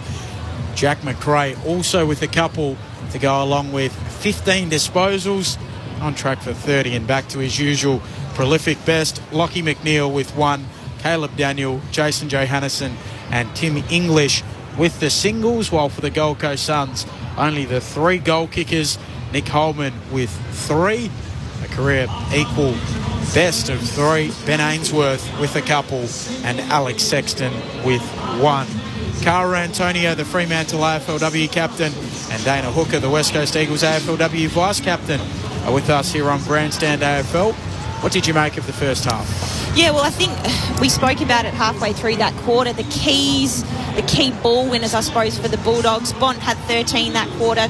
Hunter had 12 and Bailey Smith with 12. You could tell that they were getting their hands on it more, providing more options for their forwards, and I suppose we can see that they were able to kick away and hit the front by 11 points coming into half-time. For me, the one key aspect that I would be addressing at half-time is the marks and their delivery inside forward 50. They're bombing it away. They've only had 2, and the only 2 marks have been to Ugle-Hagan inside forward 50. So they really need to be a little bit more patient with their entries and kick to advantage. We've seen it happen up the other end. Gold Coast, I feel like they're taking their time. Their forwards and that connection with their midfielders is a little bit more tighter than down the other end. Don't get me wrong, the Bulldogs have obviously won their way back into this contest based around pressure and based getting their hands on the footy, but to Gold Coast credit, they're staying in it and they're hitting the scoreboard when needed. Yeah, absolutely. I think, I've been impressed with Gold Coast. Of course, Western Bulldogs, they were well on top in that quarter there. The first 18 minutes of the quarter, the sheer power of Bontempelli and his penetration and the way he's moved the football and all the midfielders contributing there. And Bailey Smith obviously had a fantastic quarter himself. He's up to 20 disposals to half-time already, so he's on track for 40.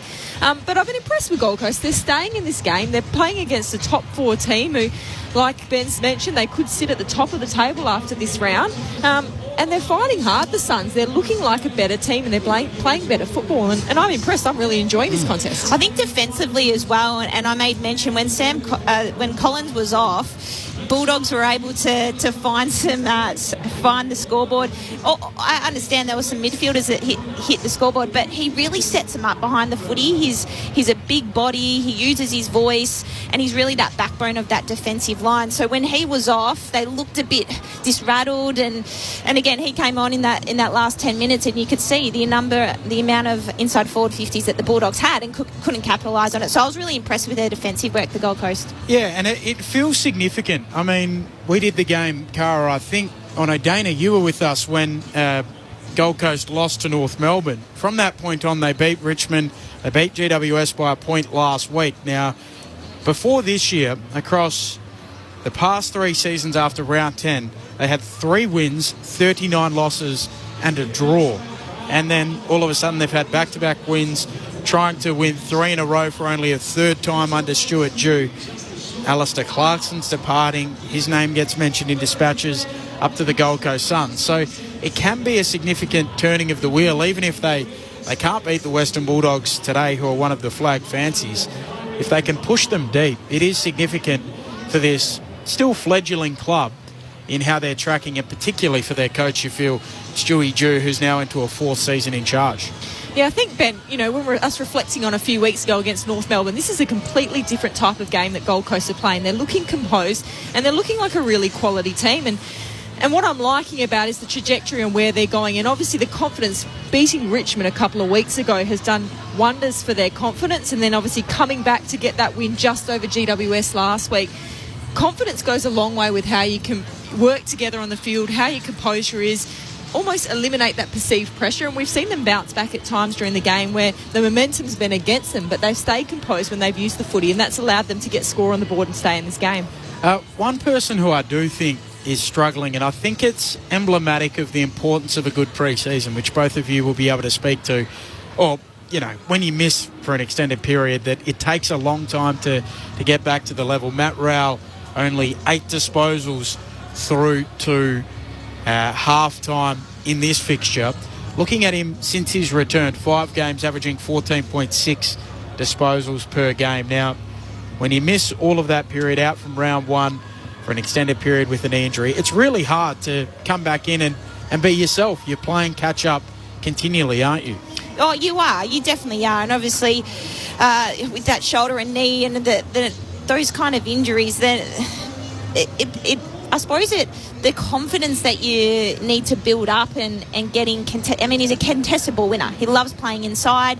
So to be able to build your body, build up those muscles again and build up the confidence, getting your hands on the ball is what does that. And just watching him throughout this particular game, he's really struggling. He's taking a couple of grabs and bites at the footy. He's not being clean with his first hands on ball. And I think that will come over the course, I suppose, of the season, full well knowing there's not too many games left. But I think we've put, and the rest of us, the footy community, have put high expectations on him, knowing what he full well can do and what he's produced in the past.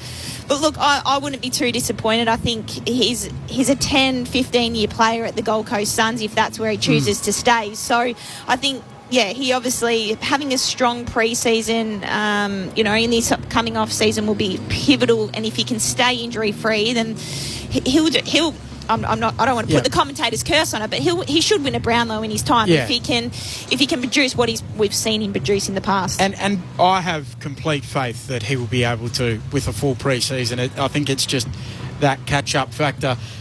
Just quickly before we get the latest from the ABC newsroom, exciting signs from Jamara Ugle-Hagan. That mark, the hops on that, boy, he got upstairs. He didn't jump in anyone's back, but just straight hops upstairs, taking it at the highest point of his leap, and the beautiful finish. I think we're seeing exactly why he went number 1 in the AFL draft.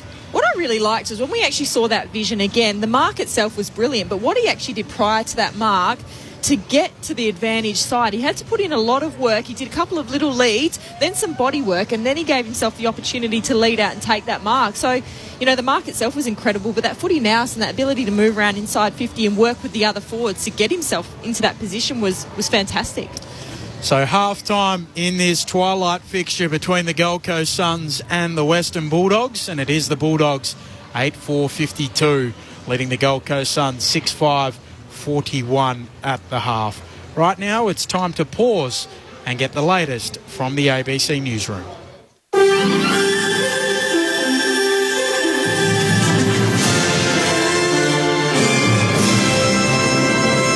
ABC News with Satyam Weinstein. The New South Wales government has announced tougher COVID restrictions across Greater Sydney with 111 new locally acquired cases. Antoinette Collins reports. Of the new cases, at least 29 of them were infectious while in the community. A man in his late 80s from southeastern Sydney died yesterday. The Premier Gladys Berejiklian has ordered a number of non-essential retail premises to be closed and a pause on all construction work until the 30th of July. We know this is a big decision. We know the impact this will have on businesses small and large, but we really need to reduce mobility. In addition, residents of Fairfield, Liverpool and Canterbury Bankstown local government areas cannot leave their areas for work except for emergency and healthcare workers. Settings in regional New South Wales will stay the same. Police have charged 3 removalists who allegedly knew they had COVID-19 but still travelled from Sydney to the New South Wales Central West. Officers have spoken to 4 men at Molong, about 300 kilometres from Sydney, after receiving information they travelled from West Hoxton in the Liverpool local government area. The Liverpool LGA has been identified as an area of particular concern in the state's outbreak of the Delta variant. Victoria's Health Minister says all but one of the state's 19 new local coronavirus cases had been infectious while in the community. The new cases include another person who went to the MCG. He's infected 2 friends who recently travelled to Phillip Island. There are also 2 more staff members infected from Trinity Grammar, another student at St Patrick's Primary, and 2 more at the Buckus Marsh Grammar staff members and 1 student. Martin Foley says there's now 10,000 primary close contacts in more than 160 exposure sites, but fast contact tracing work and the lockdown have kept exposure times to a minimum. It's an average of 1.7 days of their infectious period in the community, and that figure is a vindication of the going hard and going early strategy that the public health team have put to the government.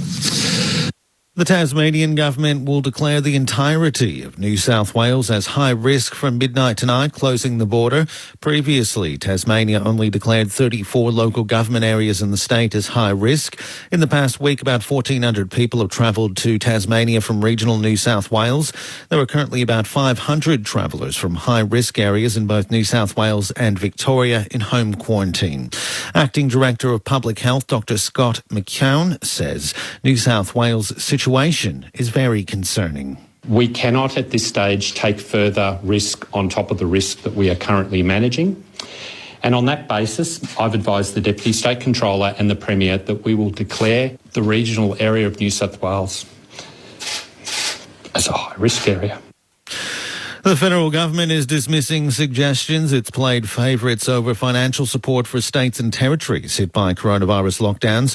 Labor says the government has been inconsistent after it increased disaster payments for people who lost work in lockdown Sydney beyond the rate offered to Melbourne residents when they were hit with restrictions last month. Victorians currently in lockdown now have access to the higher rate. Emergency Management Minister Bridget McKenzie says the duration of the Sydney lockdown has changed the game and the new increase payment is available to any state or territory which imposes lockdowns in the future.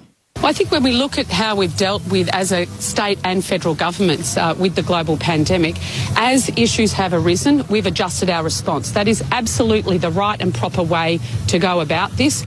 The organisers of the Tokyo Olympics have registered the first positive test for COVID-19 in the athletes' village.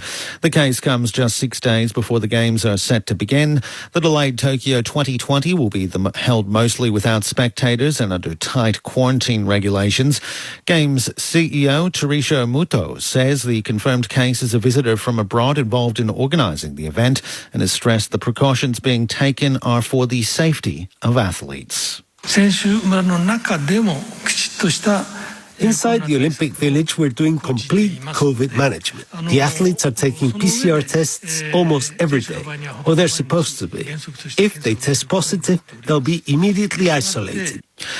And goats have been recruited in the battle against weeds at a major park in New York City. 24 goats from an upstate farm have been let loose in Manhattan's Riverside Park that runs down the edge of the Hudson River.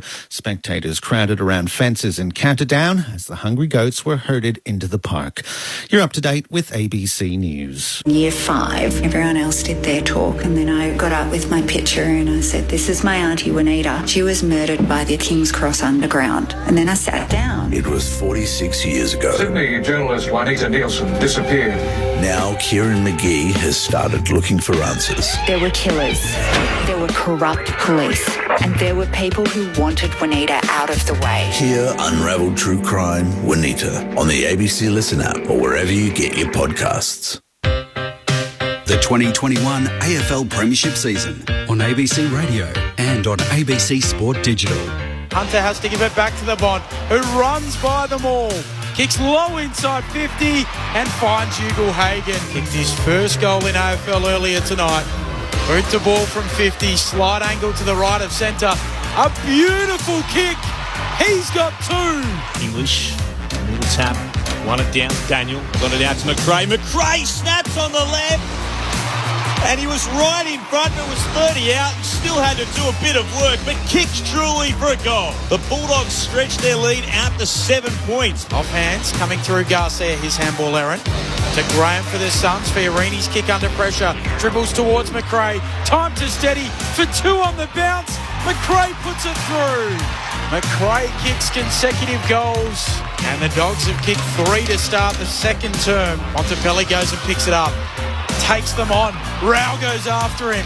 Can't quite catch the Bond. Sweeps it forward to Garcia. The Dogs to half forward. It's a handball away to Daniel. Gives it off to Johannesson. Runs to 25.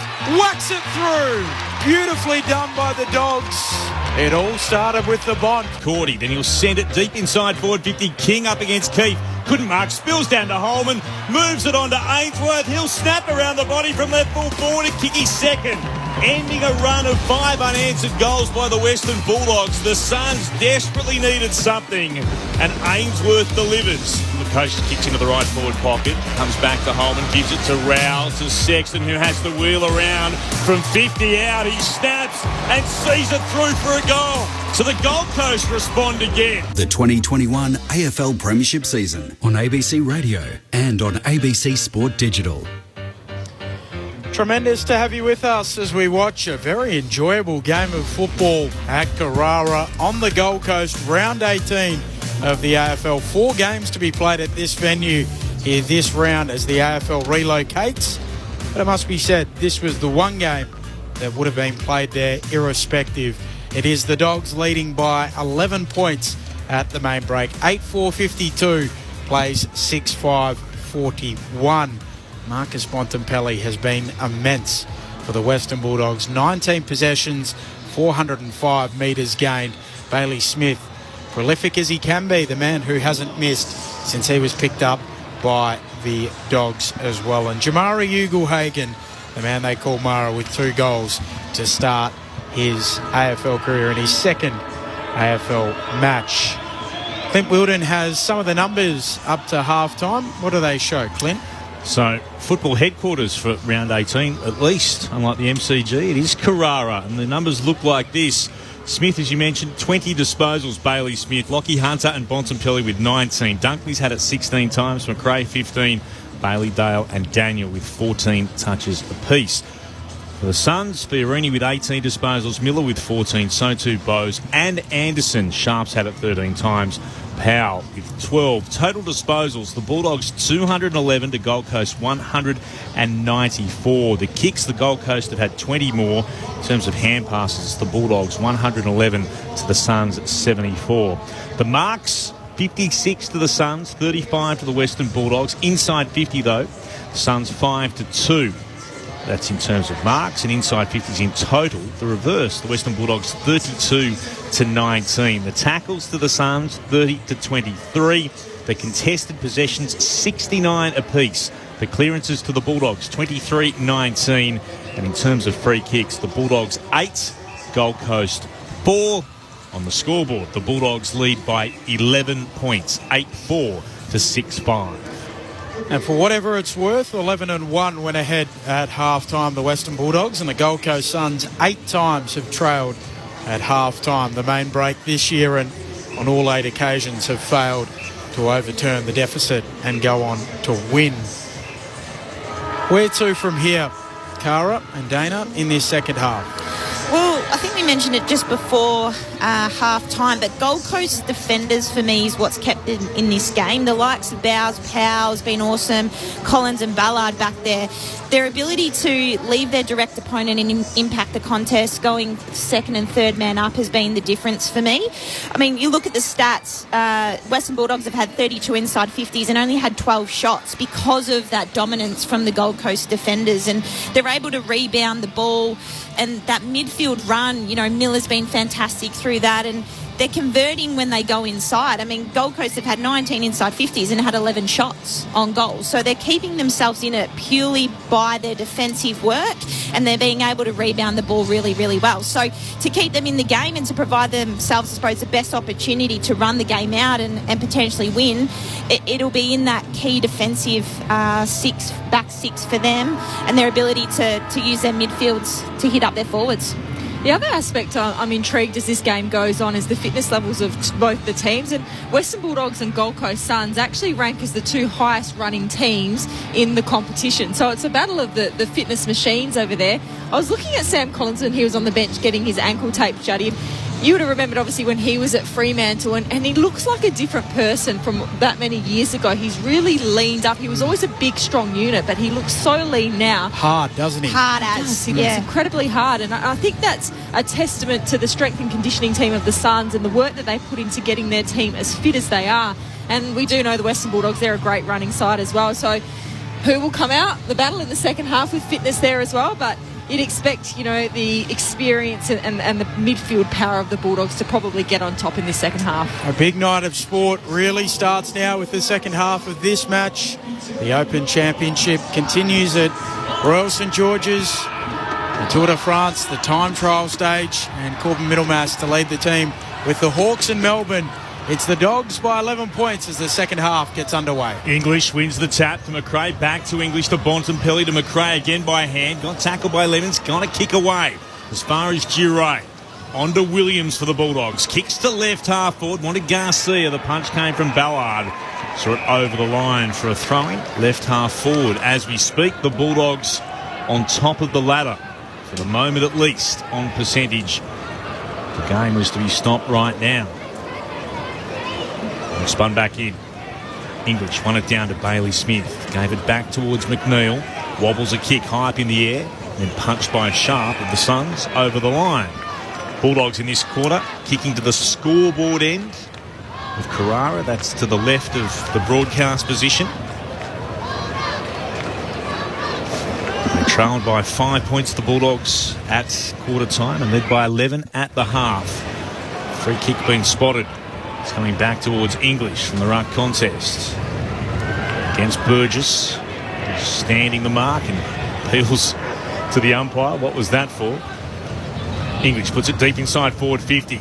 Punched by the Suns out towards Swallow, who'll kick around the body.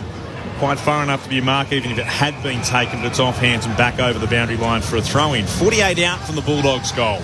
They lead by what it was at half-time. That's 11 points, opening 90 seconds of the third quarter on Grandstand AFL. So English and Burgess again. English slaps it back to the boundary. Tumbles out ahead of Bailey Smith with that mullet just flowing, and he blows a kiss to the crowd as well. Gets a little cheer too. Still room for fun in the game. As Burgess tries to take it out of the ruck, Bontempelli steals it, gives it to Bailey Smith. Almost throws it out to Bontempelli. Fiorini wins it for the Suns. Floats a kick to Holman. Having a career night, Nick Holman. 3 first quarter goals. Equaling his career best. Kicks to Corbett. Drops the mark. Allows in Richards for the Dogs. They come back the other way. Daniel to Bontempelli. On to Garcia. Kick smothered. Ricochets away to Bailey Smith. He tries to pick it up. Swallow right there with him. Bailey Williams shrugs a tackle. Tumbles it inside 50. Ugle-Hagan. One out in the cage with him there is Graham. Able to mop up. Handball gets it away to Lemons. Shanks his kick. Luckily it goes towards Miller, who gives it off to Sharp. And he'll run across half-back for the Suns. Takes a bounce. Kicks towards centre wing. Out King. Oh, crashed into Cordy coming back the other way. Both are okay. They're up and heading to the next contest. But solid collision. Cordy only with his eyes for the football running backwards. King leapt into the air to try to take the mark. Big hit between them. They're both all right. Ball over the boundary line, thrown back in. The Suns will get the clearance. They kick towards right half forward. There's Holman gathering it, sending it into a vacant right forward pocket. First to respond is Crozier.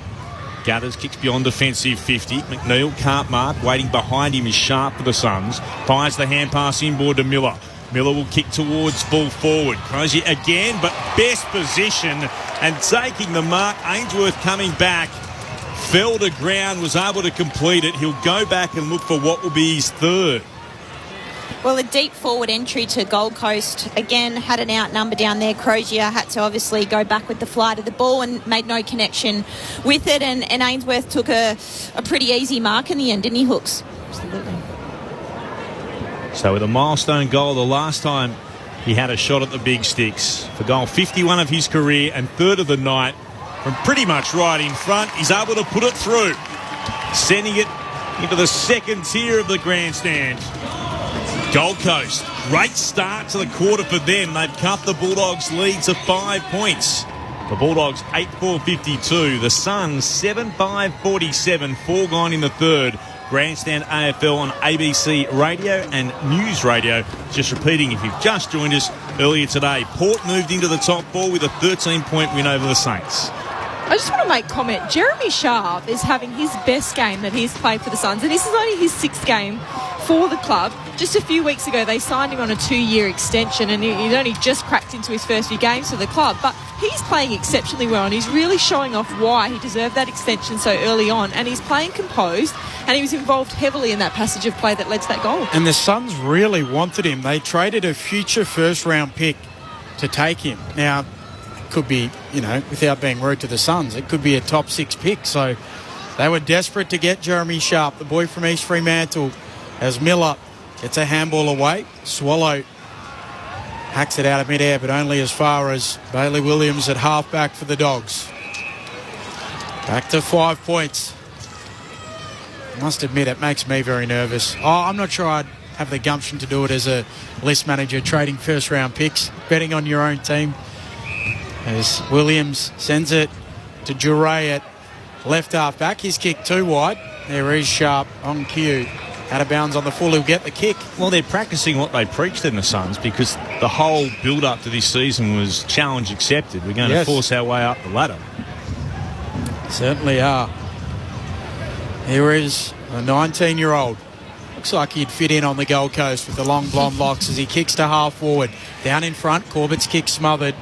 Richards slung in a tackle to ground. And the umpire says, let me throw it up. Last night, that might have been a dangerous tackle, but the umpire lets it go here. 6 minutes played in the third. The Bulldogs leading by 5 points. English won it down shark by Rao. Hand pass to Miller for the Suns, to Lukosius, to Miller again. Bounce pass to Rao. Well done. Hand pass again to Miller. Got tackled by Hunter. Hand pass bounced off Dunkley. Richards has it at left half back.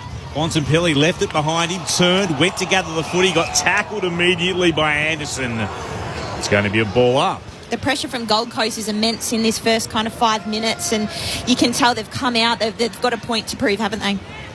English wins it down again for the Bulldogs. Sharp tapped to his own advantage. Hand pass though straight to Bailey Smith, to Richards by hand. Swallow applied the pressure. Smith got a kick away. Johannesson couldn't mark. Lukosius put his head over the football. So too Daniel. Daniel tackled by Lukosius to ground. Ball up at left half back for the Bulldogs. Great pressure from both teams at the moment. We go again. English once more though, winning it down. Bontempelli tapping it out towards Smith. There's a whistle on the play. Bontempelli getting the free kick. He's got it at left half back. Twirling the Sherrin over in his hands. He glances inboard. Bulldogs lead is 5 points. 7 gone in the third. Bontempelli waits his kick to the wing, and there's Sharp again. As if buoyed on by our praise of him. Then he goes back to Bowes at right half back. That's unusual. It normally goes the other way. Yeah. Bowes pinpoints Lukosius. Usually a neat user of the football. If Sharp can survive the commentary curse, then he can do anything. He can do anything. Lukosius goes back to Caleb Graham at centre half back. Graham goes to Lukosius. Kick misses the target. Lukosius has to recover. Handball over the top. He's Sharp again. Chipping it short. He'll run around the back. Offer Graham the handball. He ignores that. Moves it short to Miller. Not the 15. Miller's kick dodgy. It goes 7 metres, and now Waitman gets involved. Gives it off to Dunkley. Johannesson, 60 out for the Dogs. Short to Bruce. And the Suns fiddled, fumbled, made a mess of it. The Dogs able to come back the other way, and Bruce will have the set shot. Will Waitman take a bow? He was involved in that turnover. Second, third, fourth, fifth effort. It was a 1-on-3, I think, and his ability to stay involved and create that turnover to now set up Bruce for his first actually set shot, and I suppose mark inside forward 50 has been really quiet, and a credit to Sam Collins who's been playing on him. So Bruce trudges in past the arc. On that left boot, starts it out to the left. It stays left. Behind. Just on that, the kind of thing that gets highlighted in the Monday team 100%. meeting. Team first efforts like that, and to not give up, especially in the forward half of the ground, is fantastic. Long kick towards the Nerang River wing, taken by Anderson, who moves it short. So to get to Rankin, who marks, bobs up, plays on. Lovely pass again. Short. The lead to Ainsworth is on it. Ainsworth pauses for a moment. Pocket hole to play on for the Suns. We'll trail by 6 points in the third. Early stages. Kick into the left forward pocket. English front position. Off hands. Holman tried to get there. The Bulldogs can just see it over the boundary line. Tackle by Holman. Making sure Garcia, beg your pardon, Duray couldn't get rid of it. Right where the 50-metre arc meets the boundary. One down by the Suns. Burgess got the tap to Rankin. Tackled by Dunkley. They're not coming out of there. We'll ball it up once more. English with the telling tap for the Bulldogs in the right back pocket to Daniel. Worked it out towards Rourke Smith, who couldn't deal with it. Came to Fiorini for the Suns. Back into the left forward pocket with the kick. Big pack up. Dunkley gathers. Hard up against the boundary for the Bulldogs. Tumbles a kick towards right half back. Off hands. Waitman almost onto it. Just lost his footing. Was he being held? He was. Held without it, Waitman. Did hit the ball at pace. And he's got it for the Bulldogs just forward of right half back. So Waitman comes infield to Bailey Dale, who plays on. Switches it to left half back, and Hayden Crozier back in the side this week. Chips it short to Bailey Williams. Runs around the man on the mark. Moves it to half forward. Johannesson.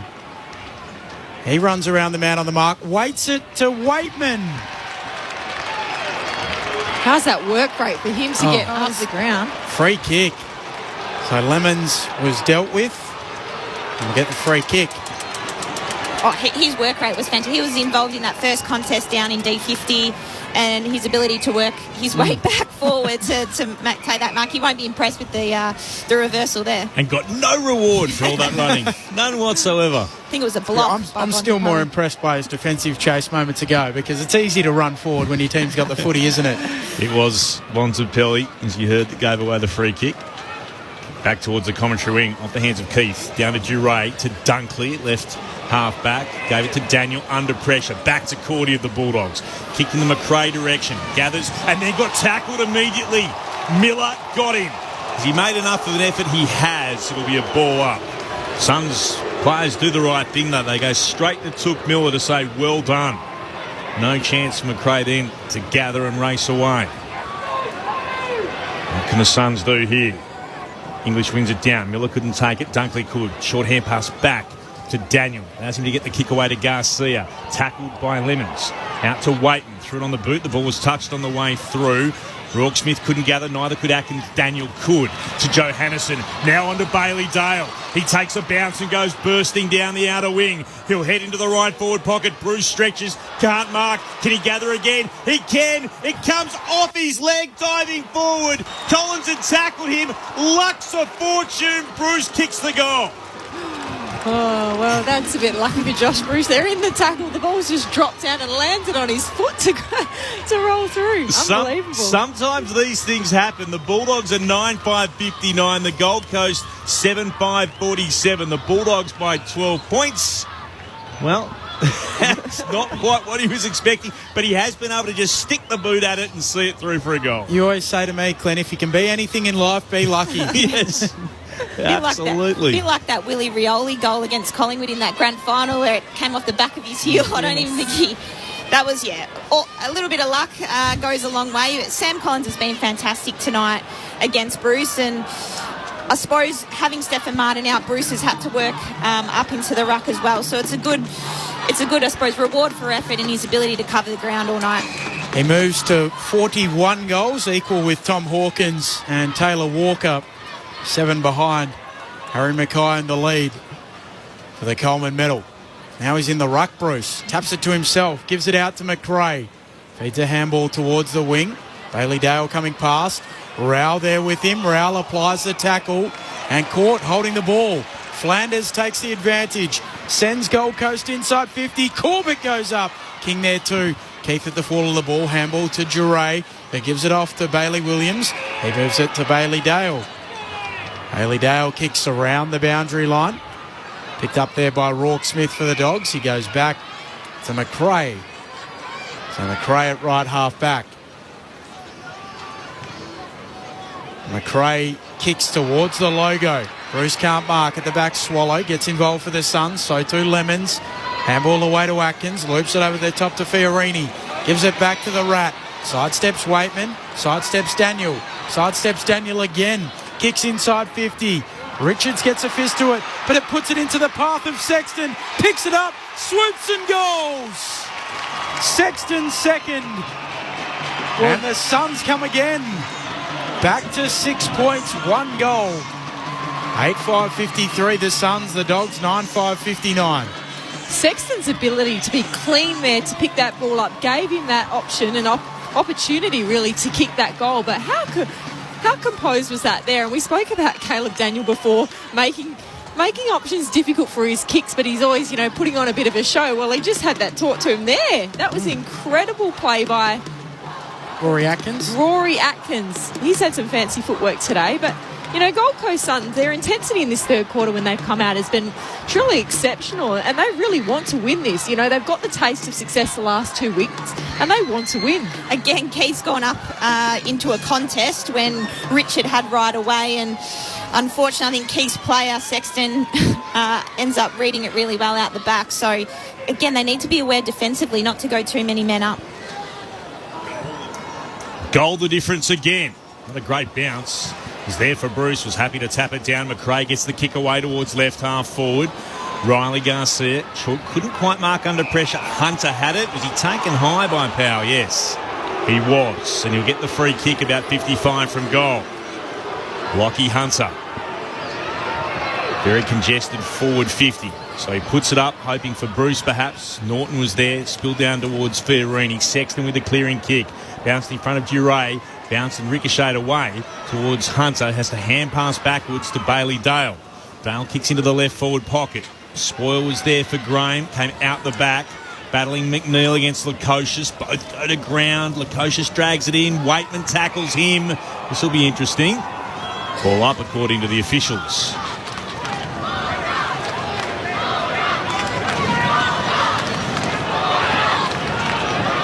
Bit of an issue for Zane Cordy, I beg your pardon, as Daniel gathers the ball. Tackled immediately by Powell. Both sets of players wanted a free kick. It is going to be a free kick to the Suns. Daniel pinged for not doing enough to get rid of the football. Powell will have it in the right back pocket. So Zane Cordy having some treatment on what appeared to be the left bicep. He's on the bench at the moment as we speak. Still the Bulldogs by 6 points. 17 gone in the third. We'll get to your SMSs in a moment as Corbett juggles a nice mark at right half back. Stabs it short to Sexton, the latest goal kicker. Sexton moves it on towards King, overshoots him. And Crozier marks. He was dropped for last week. Back in the VFL, had a good week. He was able to earn the recall. Crozier stabs it. A holding free kick. Will it go to Burgess or Bruce? It'll go to Burgess.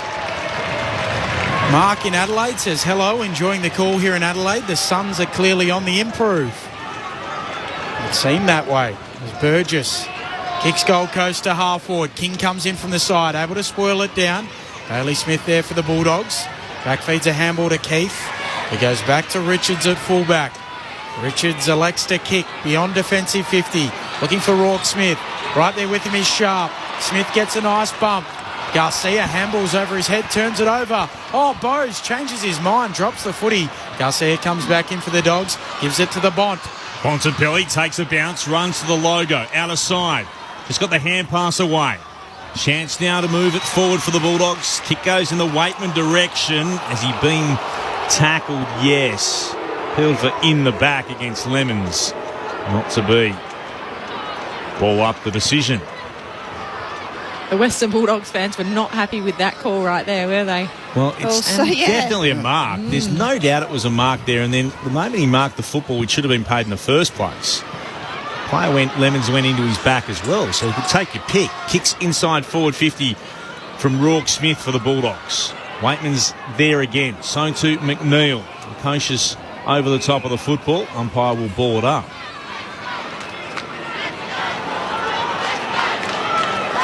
Bulldogs chant. They've got a fair contingent in the crowd tonight. Oh, it is a Suns home game, of course. As McRae gathers. Shares it with Rourke Smith. Back to McRae. He's at right half forward. Kicks towards full forward. Hunter went up, tried to bring it down one-handed. Couldn't. Richards was there. Hand pass to Garcia. It's going to be a free kick. It's going the way of the Suns here. I think he threw that out there. Against Richards. So Rugby State didn't get away with that as it comes towards Ainsworth, who goes back to Sharp and then stabs the ball forward. And an opportunity here for Swallow to set the Suns up. Oh, dear. He's missed everything, putting it out of bounds on the full at left half back. That was almost a pie threatener. Went that close to the spectators. Free kick to the Dogs. Waitman short to Bruce, who marks on the arc of 50, 5 metres in from the boundary line at right half forward. Possibly just beyond him, though with the stand rule you can run around. He's going back as if he'll kick for goal. Eyes darting. Does he set it up or go for goal? You'd have to have a ping here, I would have thought. The breeze does help him if he sets it out slightly to the left. It was too narrow, misses the lot. Out of bounds on the full. Dan Skinner in Hobart says, come on the mighty Gold Coast Suns, showing real fight against a premiership hopeful as Bowes plays on, gives it off to Sharp, who's having a great night. 20-second disposal. Heads to the wing. Corbett can't mark, spoils down. There, Rourke Smith for the Dogs. Gives it off to Bailey Dale. Whacks it back inside 50. Powell comes across and spoils it out of play. He's impressed me tonight, Powell. That's 13 touches. He's gone up. He's contested ball. He's spoiled. He's coming along in leaps and bounds this season. Brendan Goddard of Voice of Goddard fame, a big fan of his game. What's he on? Corbin and Ben, Mondays and Thursdays, ABC Sport Digital. As Dale gets a kick into the right forward pocket, going at Jamara Ugle-Hagan. That's a strong mark up against Powell. He had a spectacular leap before, but really did have to use the body to be able to control that football. He's got it deep in the right forward pocket, about a metre in from the boundary, 35 out. He'll look to play on quickly, tries to snap it around the body. It's curling back, it's through. He's got his third. What a night out for the second gamer. He's got all the skills. The Bulldogs put their lead back to 2 goals. 10-5-65 to Gold Coast 8-5-53. 22 gone in the third on Grandstand AFL. Well, Jamara Ugle-Hagan, he is showing his X factor tonight. That's an incredible mark. I actually think I rate that one over the first one a little bit high. He's worked incredibly hard. It was a 3-on-2, but the other Dogs player wasn't really overly involved. And it's an exceptional mark. And that kick as well, to be honest, that went a long way out and curled a long way back into goal. Very, very impressive young man, and he's had a great night. 2 grabber, had the first go at it. Got a shove in between as well. Still able to contort his body to take the second grab. The broad smile was brilliant after kicking the goal as well, threw both hands up in the air in celebration. Bounce back in the middle. English and Burgess. English slaps it to the outside. Anderson picks it up. Floats the Suns inside 50. Trying to find Swallow. He can't take the mark. Richards picks it up. Holman steals it. So he's wrapped up quickly by Bailey Williams. A nice text here. It says, hello, Barry from Bronte. Loving the call and the expert comments. While sheltering from COVID in Sydney. Keep it up. Cordy copped a Falcon. Big Falcon. Went to McRae and he's wrapped up. Been in the wars. Cordy's got a bicep corky. Copping a Falcon. Cordy and Corbett again. Oh, beautiful ruck work from Cordy. Flicks it over the back to Smith, who floats it into the middle of the ground for the Dogs. Loose footy. Powell wins it. Gives it off to Rao. Runs through the traffic. Sends the handball to the outside. Atkins off a step to full forward for the Suns. Bouncing ball. Bounces through. Or was it touched? The goal umpire looks around and says, I think it's a goal for the Rat, Rory Atkins. He'll converse with the field umpire. I think we'll get a check, but I think it's through. It's through by the time Smith touches it. And it's back to 1 goal. 9-5 the Gold Coast play the Western Bulldogs 10-5. 24 and a half minutes into the third on Grandstand AFL. Well, sometimes you just need a little bit of luck to go, or a ball to bounce your way to get back into it. And Gold Coast, to their credit, they've worked really hard this quarter. They came out after half-time, their pressure had increased, and they've been able to sustain it for the most part of this quarter. And I think they need to stop with this score review and stop wasting time. Let's move on.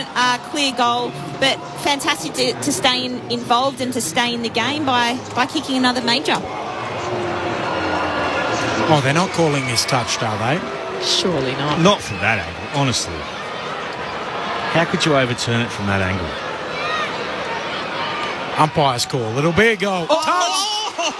What? You are kidding. Oh, that's not right. That's ridiculous. Hopefully that doesn't cost him the 4 points at the end of the game. Oh, I'm staggered by that. Absolutely staggered. The Bulldogs, they won't mind that. They'll take it down the other side of the ground. Hunter from the Nerang River wing kicks towards right half forward. It just takes a bounce before it goes over the boundary line for a throw-in at right half forward. I'd love to hear from you if you're watching and listening to us. Just to check our thoughts on that. 0437 774 774. Goal or touched? Tapped down by English. Atkins gets the kick away. That's a fine mark to Swallow. And the captain is up. David Swallow, the shy of centre wing, kicks to left half forward. Keith is the spare. He's able to take the mark. Big, strong player for the Western Bulldogs, the former Crow, as I mentioned earlier. Not quite sure where to go for a moment. There's a little bit of a run. He'll kick back to the Nerang River wing. Good mark, Norton, strong in a pack. Hand passed on to Hunter, then to Johannisen, over the top to McNeil. Draws a play, Ballard to him. Hand passes to Johannisen. Steps inside his opponent. Tries to measure the kick. It'll bounce the way. Rourke Smith misses it the first time. Able to gather back to McNaughton. By hand wanted Waitman. Surely tackled without it. He was. Free kick for the Bulldogs. Just to the right of centre. Waitman can go back and have a shot from no more than 35 out. Just a bit of panic from the Suns there. They had the numbers. They had the numbers around that contest then. They didn't need to panic. They would have been able to exit out there quite nicely. This is really going to sting if the Bulldogs can go back and kick this one after what's just happened down the other end. That's got to be reviewed during the week, I would have thought. That decision, that you can't have that in such a... in any game, but being so tight as it is. Cody Waitman starts the approach. Kicks on its way. Looked good off the boot. It's through for a goal.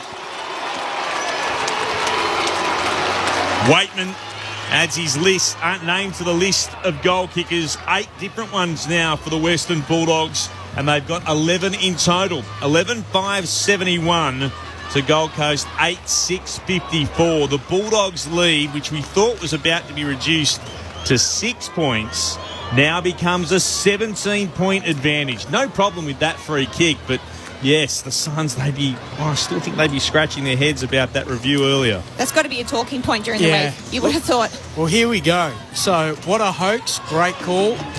Goal by half a foot. Absolutely goal from Rob. 100,000% touched. I'm a Bulldogs supporter. David in Footscray.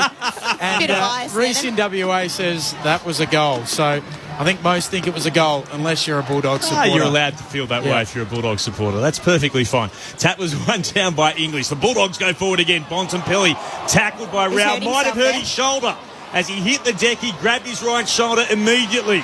Worries for Bontempelli. As McRae continued on, he hits Johannisen, who marks just inside forward 50 at the top of the arc. Landed really awkwardly on that shoulder. The moment he hit the deck, he was on his back, falling backwards. He grabbed the shoulder. There's a free kick against Norton here. So they've turned the free kick, well, what was a mark, into a free kick that the Suns will have. As Lemons heads towards Collins. Trying to spot what Norton's done. Oh, he's turned around and actually given Collins a little whack. The Bond's up moving. Looks a little bit ginger, but he's moving. Holman for the Suns towards right half forward. Corbett couldn't quite gather. Keith can.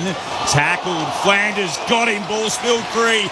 Holding the ball Gold Coast with it. 60 out from goal at right half forward. Flanders stabs it in the King direction. And the King marks. 45 metres out.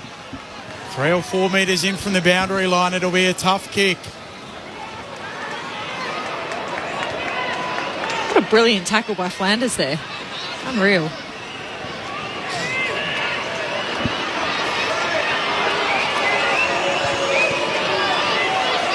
The late boot to ball from just inside the arc. It's a good-looking kick off the boot. It's just drifting across the face. A minor score, 8-7-55 the Suns. The Dogs 11-5, 71.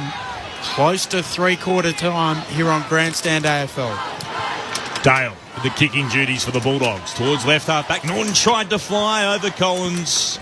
That's a battle that's continued throughout this quarter. It's off hands and over for a throw-in. Left half back for the Doggies.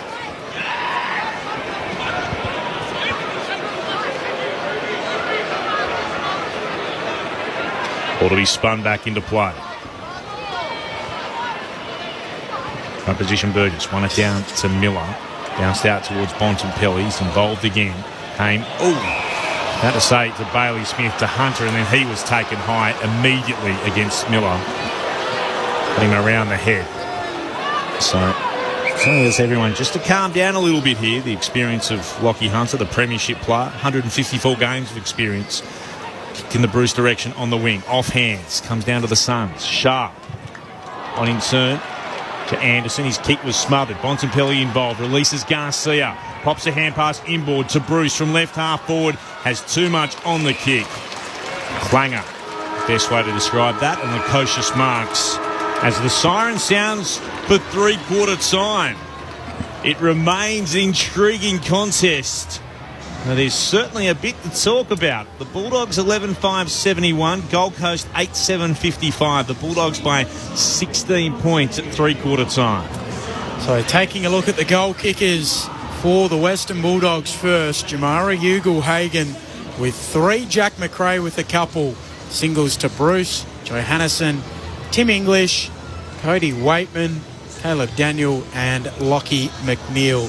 While for the Gold Coast Suns, the leading goal kickers, Holman with 3, an equal career high. Ben Ainsworth with 3, Sexton with 2. Those are the only 3 goal kickers for the Gold Coast Suns. Three-quarter time here on Grandstand AFL. The Bulldogs leading by 16 points. As I said, this is Grandstand AFL. ABC Sport on Social is your sports conversation on the go. Video, player insight and analysis. This is the content you never knew you needed. Get ABC Sport wherever you scroll. Sea change or tree change? Across Australia, people are chasing their dream and moving to the country. Oh, wow. Join Helena, Christy and Craig as they seek out the bright sparks who've moved in or been there all along. These aren't just rose petals. Growing great ideas. This is the tasting station. In regional Australia. These hills are alive with creativity. Move into the country. Friday nights at 7:30 on ABC TV and streaming on iView. The 2021 AFL Premiership season on ABC Radio and on ABC Sport Digital. Brozier gathers, kicks beyond defensive 50. McNeil can't mark. Waiting behind him is Sharp for the Suns. Fires the hand pass inboard to Miller. Miller will kick towards full forward. Brozier again, but best position and taking the mark. Ainsworth coming back. Fell to ground, was able to complete it. He'll go back and look for what will be his third. From pretty much right in front, he's able to put it through. Gold Coast, great start to the quarter for them. They've cut the Bulldogs' lead to 5 points. Rourke Smith couldn't gather, neither could Atkins. Daniel could to Johannesson. Now on to Bailey Dale. He takes a bounce and goes bursting down the outer wing. He'll head into the right forward pocket. Bruce stretches, can't mark. Can he gather again? He can. It comes off his leg, diving forward. Collins had tackled him. Lucks of fortune. Bruce kicks the goal. Watkins swoops it over the top to Fiorini. Gives it back to the Rat. Sidesteps Waitman. Sidesteps Daniel. Sidesteps Daniel again. Kicks inside 50. Richards gets a fist to it, but it puts it into the path of Sexton. Picks it up, swoops and goals. Sexton second. Dale gets a kick into the right forward pocket, going out to Mara Ugle-Hagen. That's a strong mark up against Powell. He'll look to play on quickly, tries to snap it around the body. It's curling back, it's through. He's got his third. Rao runs through the traffic, sends the handball to the outside. Atkins off a step to full forward for the Suns. Bouncing ball, bounces through. Ball wasn't touched. Umpire's call. It'll be a goal. Oh, what? Oh, that's not right. That's ridiculous. Hopefully that doesn't cost him the 4 points at the end of the game. The 2021 AFL Premiership season on ABC Radio and on ABC Sport Digital. And you were in agreement with us on the SMS line on 0437 774 774. The Suns robbed of a goal there from Rory Atkins.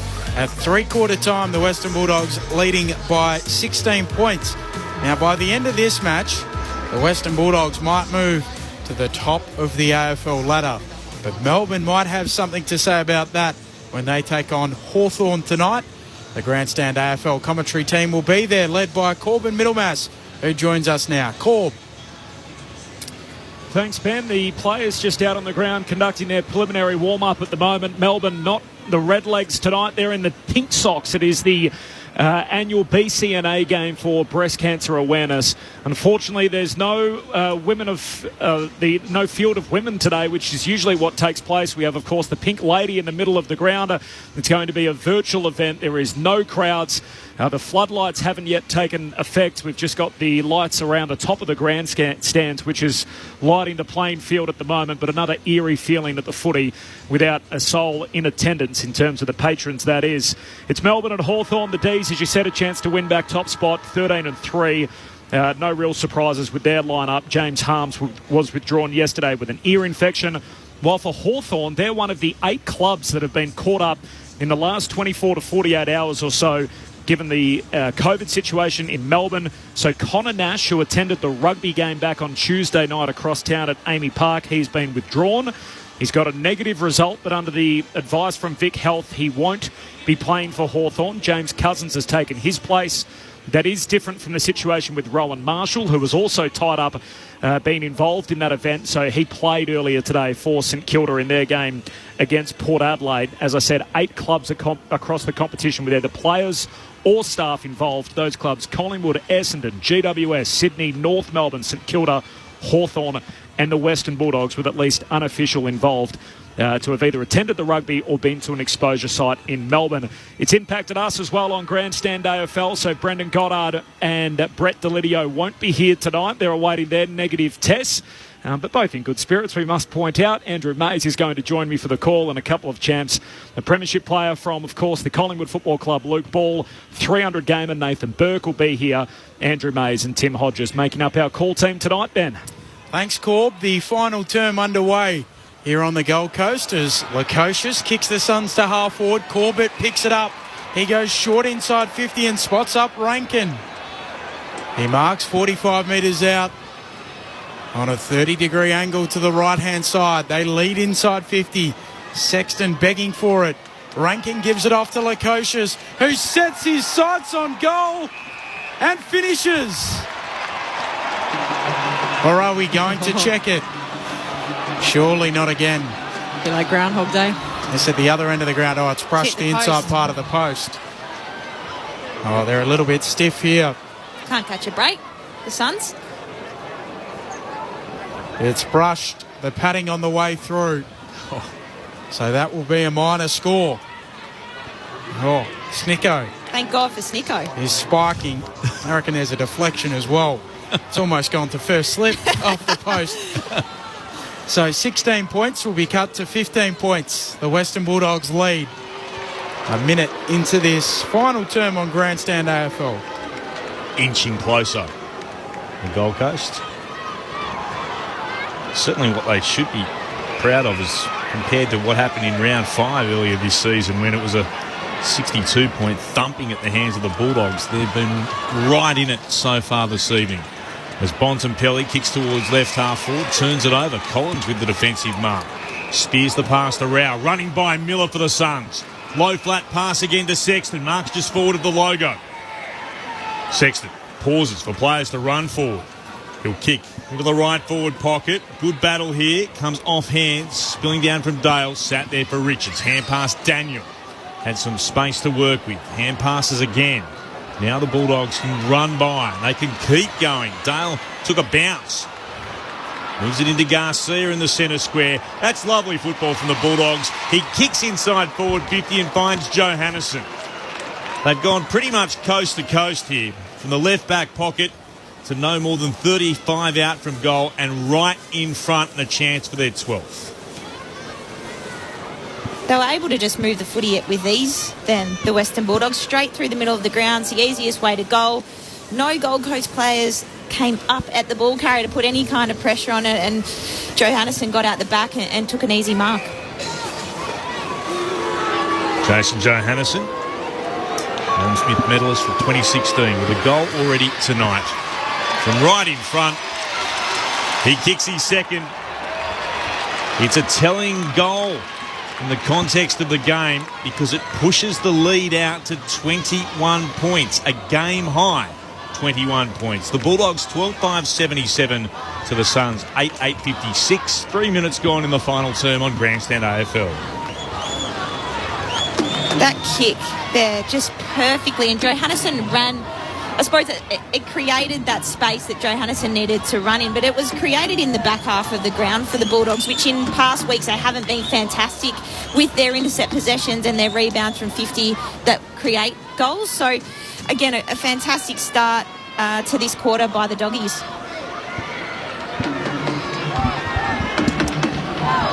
So JJ in that new role, playing forward, a Norm Smith medalist. Umpire slams it down in the middle. English over the top of Burgess, punches it forward. Miller tracks it back. Handball knocked down by Daniel. Bontempelli picks it up. His handball goes nowhere. Allows in Fiorini. Handball to Miller. Handball to Bowes, who tumbles it to the wing through the hands of Sexton. But he's allowed to recover. Richards then bumps him off the ball.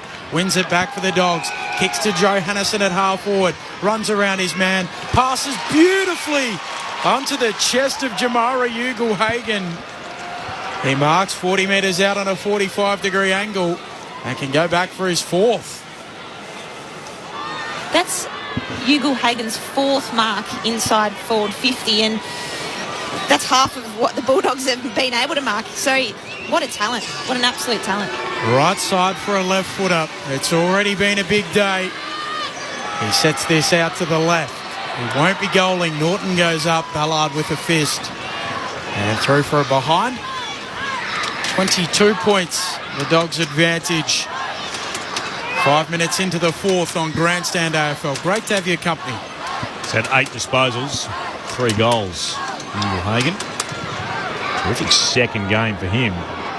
Precocious towards the outer wing. Nice mark taken by Williams. Sun down after that King, contest. It's King, yes. He's still down on his haunches. The Bulldogs kick inside forward 50. Crozier's able to spot Norton. He takes a mark. 45 from goal to the left of centre. He'll kick almost in line with the left hand behind post, and it's a very groggy looking Ben King. Maybe a problem with the ribs, certainly the side is what the physios are indicating as they look to the bench. Aaron Norton can become the Bulldogs' 9th goal kicker of the night. Behind the kick, Norton delivers for the Bulldogs. He gets his first. The Bulldogs with 9 separate goal kickers. Norton kicking truly from 45 metres out. The Dogs have 13. 13-6-84 to Gold Coast. 8-8-56. The Bulldogs by 28.6 minutes into the last. For the sake of the Suns, I hope they don't just stop here because they've been tremendous for the entire game. You don't want to see, Bulldogs fans won't agree with this, but you don't want to see the Bulldogs just wipe them away in this final term. They deserve better. Yeah, getting a taste that a sense, of Western Bulldogs can just taste the blood now. You know, they're really starting to crack this game open. And Gold Coast, they did really well to stay in this game. And perhaps it was the belief that they built over the last few weeks to work themselves back into the games, particularly a GWS game where they came from behind really well to win the game. But it just feels like that's turning now, and Bulldogs are really getting on top. You do feel like, had those 2 goals gone the Suns' way, it might be a different game, as Fiorini out of the middle tumbles it inside 50. Bailey Williams is there. Pinpoints a pass to the wing. Mark taken by Bailey Smith. Bailey Smith, with no one standing the mark, takes some yardage, kicks inside 50. Sam Collins rids himself of Bruce, takes the intercept defensive mark, kicks laterally to Lemons. 28 points, the Western Bulldogs' advantage. Lemons drives it long to the wing. Atkins stands underneath it and takes the mark. He wants to kick forward of the wing here for the Suns, looking for Holman. Can't take the mark. Cordy gets it on the bounce, tackled immediately by Holman. And held in. We'll get a ball up. SMS here says, should young Waitman be called Flea? Mark 2 is in Dale, which I like. Surely, I'd think his nickname is surely Flea. That's good. We'll get another throw in between wing and left half forward here for the Suns. Perfect 10 and zip when leading at 3/4 time, the Western Bulldogs, and they've extended their lead to start this final term. 2 goals to start it, out by 28 points as it stands at the moment. English to Daniel, handball to Bontempelli, handball back to Daniel. Daniel runs an arc, handball to Bailey Smith. Possession number 29 is a turnover. Swallow off to Sexton. Little don't argue. Sidestep. Nowhere to go. Back feeds a handball. Ainsworth tackled. Good tackle by Riley Garcia, and now Bontempelli kicks the Dogs to the wing. Bruce chases the ball towards the boundary. Can't quite get there. It's over for a throw-in on the Nerang River wing. Good tackle before from Miller to set up that turnover. Great tackle. That's his 6th for tonight. Must be included in the All-Australian team at the moment. The performances he's shown this year, he's been an absolute standout. It's one down by Burgess. Kick hand passes for the Suns. Come to Bowes. Kick towards right half forward. Angel stretches. Can't mark. Onto it. Holman had some Bulldogs to battle with. Richards is one who picks up the footy. Hand pass is meant for Keith. Bounces off Flanders. Keith over the football. Tapped it out the back. Immediately more tackling coming from Ainsworth, who wrapped up his Bulldogs opponent on a spot who is underneath those 2 Suns climbing up off the deck. It's Duray. So ball to be thrown up in the right forward pocket for the Gold Coast. And they end a run of 4 unanswered Bulldogs goals. Keith tried to take clean disposal, got it to Williams, shoveled it towards the boundary line. Bailey Smith very happy to see it over. I'm liking this from Gold Coast. They're showing some real endeavour at the moment, and they're fighting. They're not laying it all down now. Ball put back into play. Bounced in front of the 2 rucks. King and Keith. Sexton gathered. Kick bounced off Keith. Up into the air. Punched down by Daniel. Trying to chase it. Garcia couldn't gather. Anderson got it. Got tackled. He'll be pinged for holding the ball. Wrapped up by Bontempelli, who had the free kick for the Bulldogs just inside his defensive 50. The Bulldogs lead by 28 points. 11 gone in the final term. Bontempelli pokes it short. Bailey Dale kicks around the boundary on the Nerang River. Standing in front, Collins fists it into the crowd. So we'll get a throw in on the Nerang River wing at Carrara. 0437 774 774 if you wish to join us. Send us a text. Earlier today it was Port Adelaide holding off the Power to win by 16. Coming up next, Hawthorn and Melbourne, as Hunter snaps across his body. Sharp going back with courage. Fisted out of play to force a throw in. Free kick, in fact. It'll go the way of Sharp.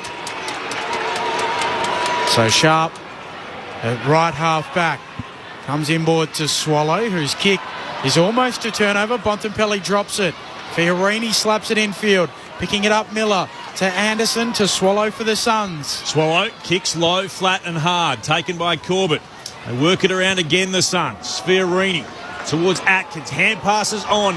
Moving it to Anderson. Anderson kicks towards goal. He misses. The Suns could have done with a major then. They've seen a few chances. Just go begging. And just looking behind. Bontempelli in a tackle effort to wrap up Miller. Might have got a boot to the face. A little bit worse for wear. Long kick to the wing. McNeil taken down in a tackle. It's a handball away on his back. Now Dunkley over the footy. Right there with him, Anderson. In the end, it's Anderson who has it held to his chest. Bontempelli having a chat to the trainer. Hopefully all okay for the star of the competition. English swats it down. Miller, though. Handball for the Suns to Fiorini, who gives it back to Miller. Miller from the logo, commentary wing.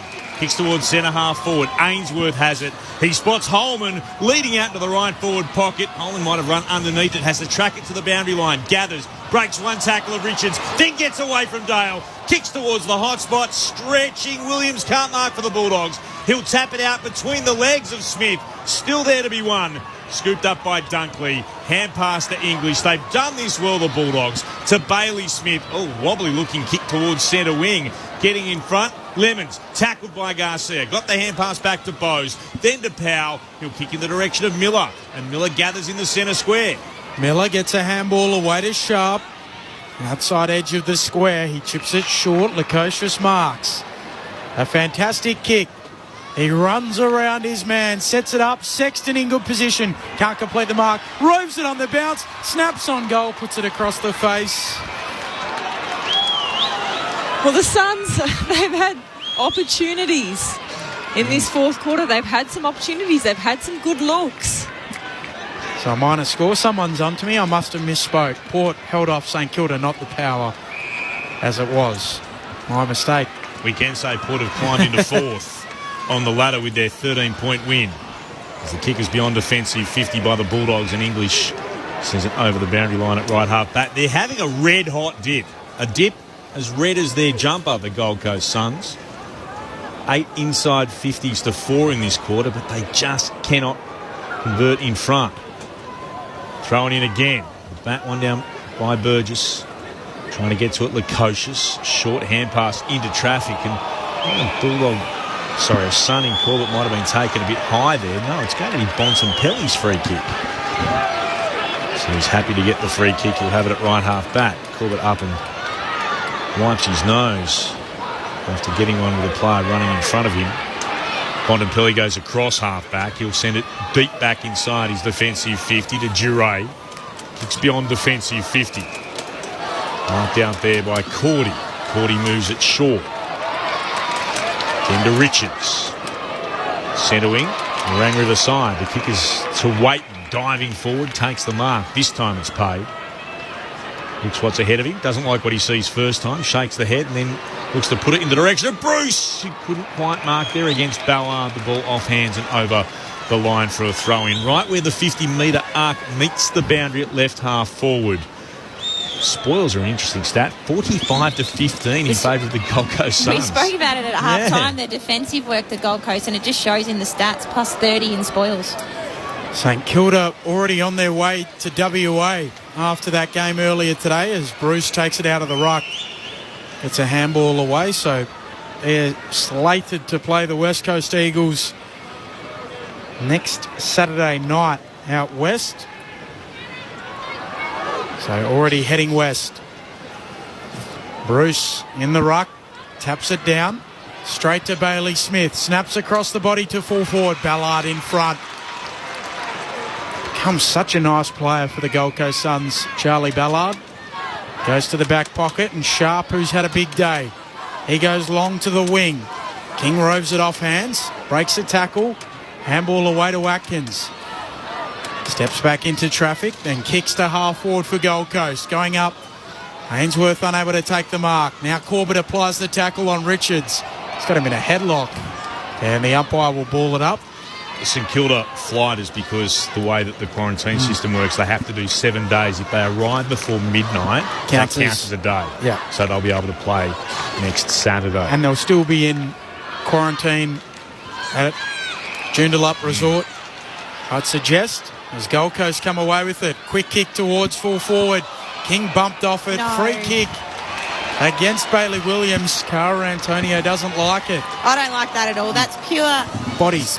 body strength. It's, I don't know. I'll wait to see the replay, but initial thoughts is he's just been out-bodied by a stronger opponent. And this is the point I made with the Bontempelli one earlier as well. I mean, you're allowed to put on body in a marking contest. You're allowed to protect the drop. But King will have the set shot. Tight angle, 25 out. He hits the woodwork. Second time tonight. King has hit the woodwork. What's going on here? There's a free kick. 50. There's going to be 50. So King from the goal square pops it through. Back to 20 points. Well, under the Lee Matthews theory, they're not done yet. They need 4 goals. There's 8.5 minutes to play. 9-10-64 plays 13-6-84 here on Grandstand AFL. Well, King almost ran into a bit of a brick wall with Williams there. He ran back into the contest to take the mark and ran into a brick wall, and it was great. I thought it was great body work. And I'm not too sure what that 50-metre penalty was for, but obviously, gifts King, I think, his first goal for the game. Just quietly, I'm not sure I've seen that before. That was Nick Holman on the screen that was spraying his opponent with his water bottle. That has happened a few times in the past. It can be a free kick against you, can't it? It can be. There was a Rascal of the Year awarded or something similar for that sort of behaviour. Stevie Johnson didn't mind doing a bit of that. I don't think that's COVID safe, Clint. No, definitely not these days, as Graham wins the tap down for the Suns, but the Bulldogs get the clearance. McRae, senior inside forward, McNeil in the left forward pocket, looks for Norton. Too many Macs there. Looks for Norton, taken by Miller instead. Good defensive mark for the Suns. The Fiorini goes beyond defensive 50 once more. This is Lukosius at left half back. He marks and plays on. 2-on-2 battle. Holman goes to ground with his Bulldog opponent. Ball still there to be won. Powell battles away. Taken there by Anderson and stolen away by Dale. Intercepted the hand pass. Dale for the Bulldogs. Kick towards centre half forward. Ballard out. Couldn't mark. Follows it up. Meant they're coming the other direction. Good take as well from Lemons. And the kick bounces its way through the centre square. McRae stepped around a Sun. The kick's towards right half forward. Jamara Ugle-Hagan couldn't mark. Bailey Smith gathers though for the Bulldogs to Norton. Oh, Jamara Ugle-Hagan spent it before he had it. Ugle-Hagan and Collins happy to take it away. The Suns through Rao. Move it short once more. And it comes to Rankin running by Anderson. To Atkins by hand. He's got options short if he wants them, and he'll miss them in King. Went over his head. Poor kick. Bruce is back there, battling away against Holman. Holman has 2 goes. Dogs have got the numbers. Dunkley's hand pass knocked to ground. Crozier gave it back to Richards. Clearing kick, and anywhere would do towards right half back. And it will tumble out in front of Burgess. So 20 points remains the Dogs' advantage. Jamara Ugle-Hagan, I think if he'd taken that ball, that was a sure set goal there for the Western Bulldogs. They had numbers ahead of the footy. 20 minutes into the final term, 20 points the lead. Rao feeds it out to Lukosius. Anywhere will do inside 50. Sexton running by. Rose puts it through. His third. And it's back to 14 points. If you were a Gold Coast Suns fan right now, how excited are you to see them playing so well over the last few weeks, but taking to potentially a top ladder team at the moment? Well, right at the moment, they are top of the ladder, the Western Bulldogs, and the Suns have not stopped. Just incredible stuff to watch here, and you can just see they're playing with belief, they're playing with composure, and they haven't given up. Well, they play an exciting brand of footy as it is, and at the moment, with 6.5 minutes to go, you've got to move it on at all costs. You've got to take the game on, and that's exactly what they're doing. Another great roving ball from Sexton to get his third. It's anyone's game at the moment with 6.5 minutes to go, only 14 points in it. So 13-6-84 the Dogs. They lead the Suns 10-10-70. Ends a run of 4 unanswered goals by the Bulldogs. In terms of kicking from open play, one down by Graham in the middle, came towards Miller, and then the Suns will kick inside forward, 52-on-2 battle. Keith at the back of the line of 4. He marks for the Bulldogs. Good grab, diving backwards. Comes back and wants someone to go towards him. On a short run, Keith towards left half back. McNeil, probably the smallest man in a pack of 6, still able to complete the mark. He's got the Bulldogs colours on the mouthguard, McNeil. He'll kick towards centering out of side. Attacking the football is Swallow. About 6 minutes to play. 14 points the margin in favour of the Bulldogs. The Suns look like they won't die wondering. He comes back to Collins for the Suns. From right half back, he'll kick to right half forward. King attacked the football. Off his hands, couldn't mark. Garcia might have been taken high, or McNeil rather, he was. Fiorini can't believe it. No, I can't believe that. It's a bit soft. So McNeil, he will have the football. He'll trot back inside his defensive goal square. It remains a 14-point advantage to the visitors. 23 gone in the last. McNeil goes to the wing. Bruce in front. Brings it down. Bailey Smith there. Handball drops on the ground. McRae picks it up. Stolen by Swallow. Tumbles it around the boundary line. It goes out. Not a bad result for the Suns. Can they find another goal? Just a general observation. It looks like the Suns they're running around with a bit of a spring in their step, and the Bulldogs are looking fatigued. Does look like the Dogs are playing to hold on. Burgess works his way to the front. Tries to parry it down. McRae's handball knocked down. Powell gets it for the Suns. Gives off a handball here to Miller, who kicks inside, attacking 50. Looking for Corbett. Roving Sexton hits the post. Oh, he slams it into the post. And that would have made it very interesting. And that has been his MO today. Flying by, gathering and snapping on goal. Geez, 6 inches on 3 occasions. And it's a very different ball game for the Gold Coast Suns. 3 goals, 4 for Sexton now. As Dale turns it over, the kick knocked down by Powell. Garcia there to save the day for the Bulldogs. Across half back to McRae. Kicks for Ugle-Hagan. Couldn't mark. Goes a second time, but Swallow gathers. Short. On to Anderson. Moves it to Powell. Broke one tackle. Back by hand to Lemons. Get an opportunity to send it deep inside forward 50. Powell kicks.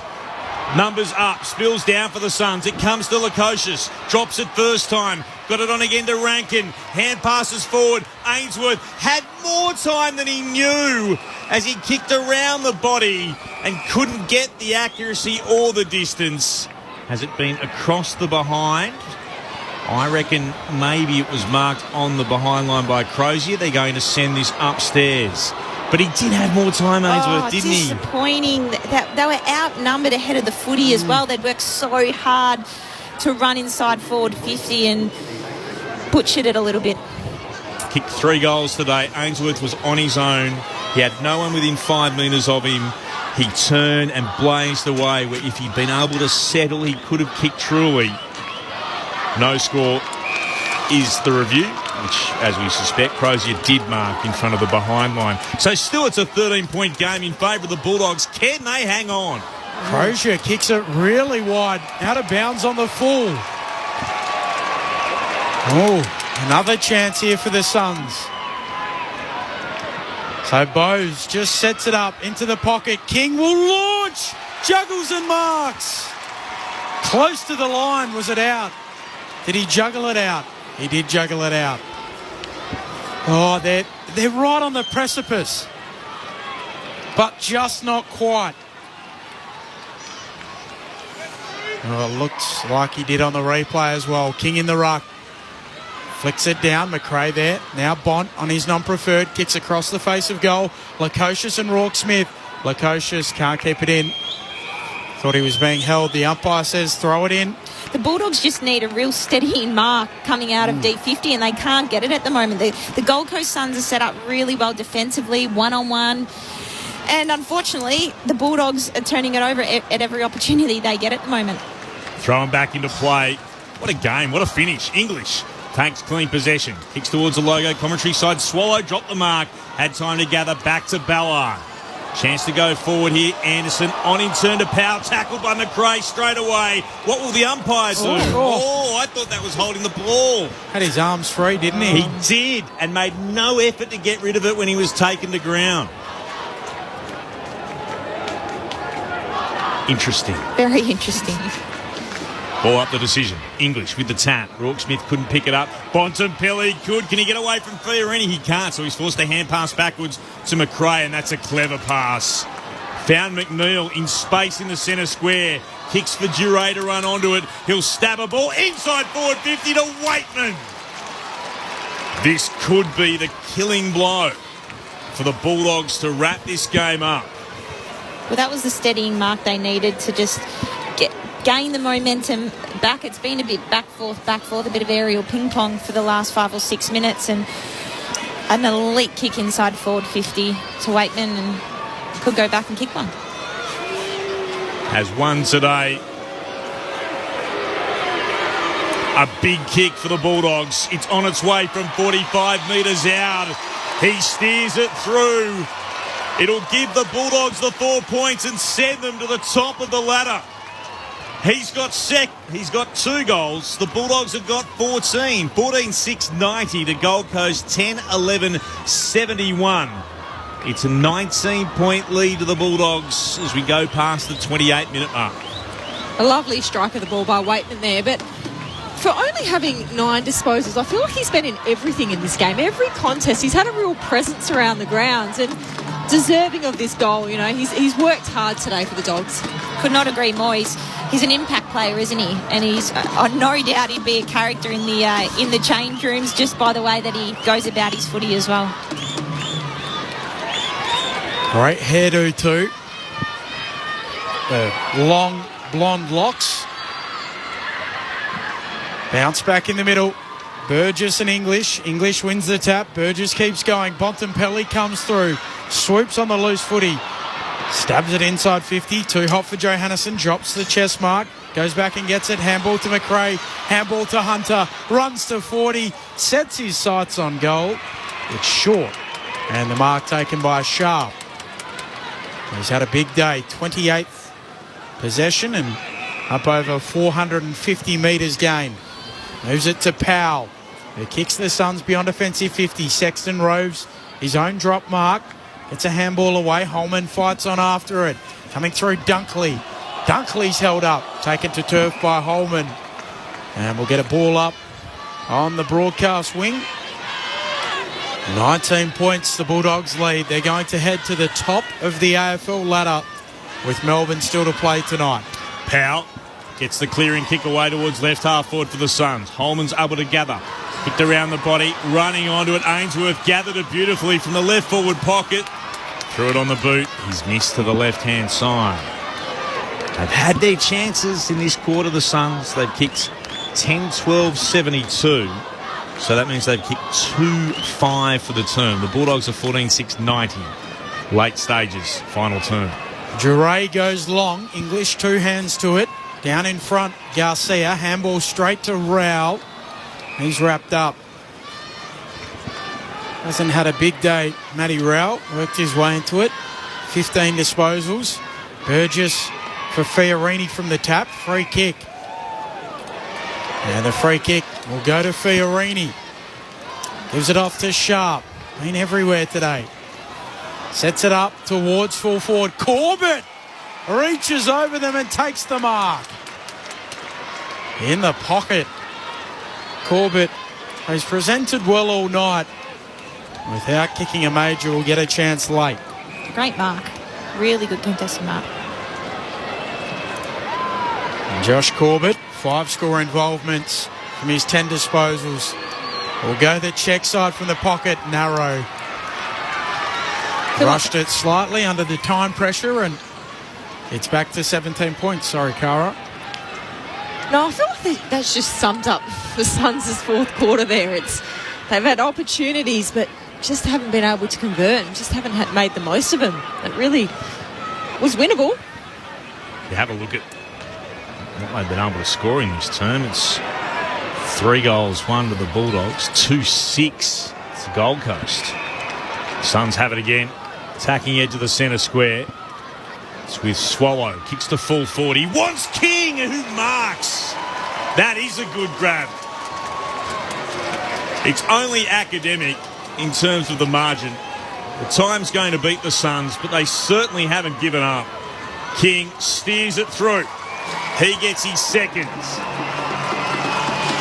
The Bulldogs, 14-6-90. The Suns move to 11-13-79. It's the Bulldogs by 11 points. Whatever happens from here, it's a marked improvement on what we saw from the Suns in round 5 when they were belted by 10 goals. That's a great mark, and they've found a real player in King, haven't they, as their key marking forward, especially with Day out as well down there, not lending him a hand today. He's been good. He's taken 5 marks, 3 of those inside forward 50, and it's nice that he's been able to get on the end of the couple, kicking 2 goals too tonight.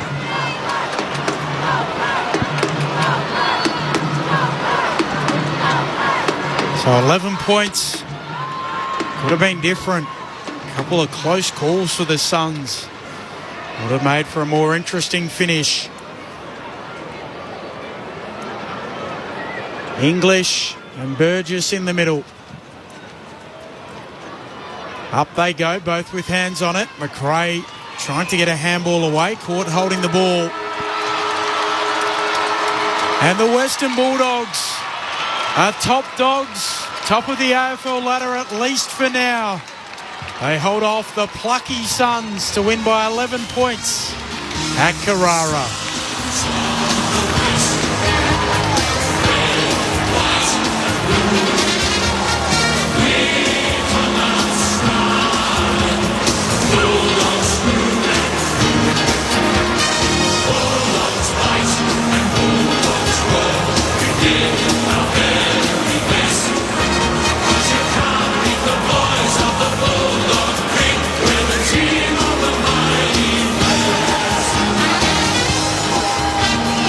So the Western Bulldogs come from 5 points down at quarter time. They led by 11 at half time.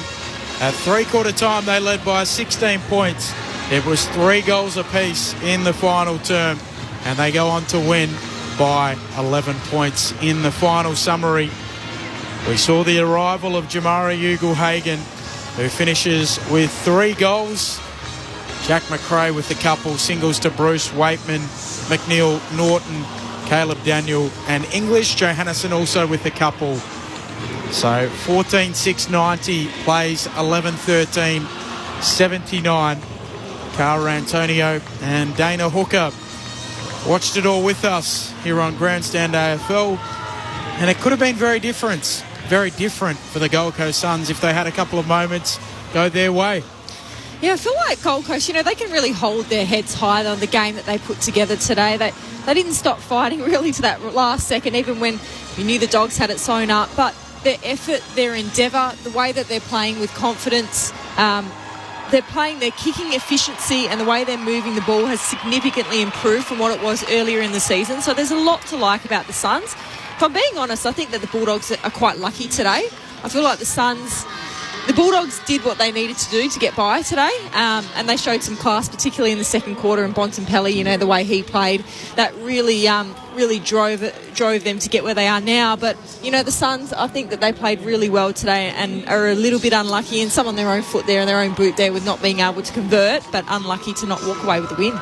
Yeah, 23 scoring shots to Gold Coast to 20 to the Bulldogs, and it was that last quarter, when you can't capitalise on opportunities. They gave themselves as much as they could with the forward entries and just a few slight misses to either side of the goals. They were good tonight. They were good for 4 quarters. Their pressure, they build their game around pressure. I thought that was outstanding. In moments of the game, in that second quarter, it dropped a little bit, and that's where we saw the Bulldogs get on top. But I thought, their young players, they've got a star in King up forward, as we know, but their young players, you mentioned Sharp as well. He was outstanding. I think he had 30 touches for the game. He ran hard and covered the ground really well, I thought, in attack and defence. So, look, as much as they didn't get the 4 points, if Stewie Drew, I think, can take a lot of positives out of the game and take that forward for the rest of the season, no doubt. A couple of things. Jamara Ugle-Hagan, I think we saw all of the traits as to why he was the number one pick today, didn't we? Absolutely. He was very, very impressive today, and he actually looked like he was playing quite comfortably. You know, you can see a lot of young players that come out and, you know, particularly if you're a number one pick as well. And he came off the week before where he was scrutinised a little bit that he underperformed perhaps for the opportunity given to him. But today he really proved why he was taken as the number one draft pick, and he looked like he played with confidence, and he really enjoyed himself out there as well. Well, to me, he was the most dangerous Bulldogs forward. He not only kicked 3, he led up at the footy, he took 4 marks inside forward 50. His second and third, efforts were fantastic, so I was really impressed. Yeah, he was outstanding, finishing up with 3 goals. For those of you who are listening in Victoria, Tasmania, South Australia, WA, and the Northern Territory, it's just about time for us to say goodbye. We'll be sending you to the match between Melbourne and Hawthorn. Corbin Middlemass, along with Andrew Mays, Luke Ball, Nathan Burke and Tim Hodges on the boundary for that game. So not too far away from heading to that fixture. As it stands at the moment, the Bulldogs are top on percentage. Melbourne can change that with a win tonight. So it was the Bulldogs by 11 points over the Gold Coast Suns. For those of you heading to Melbourne and Hawthorn,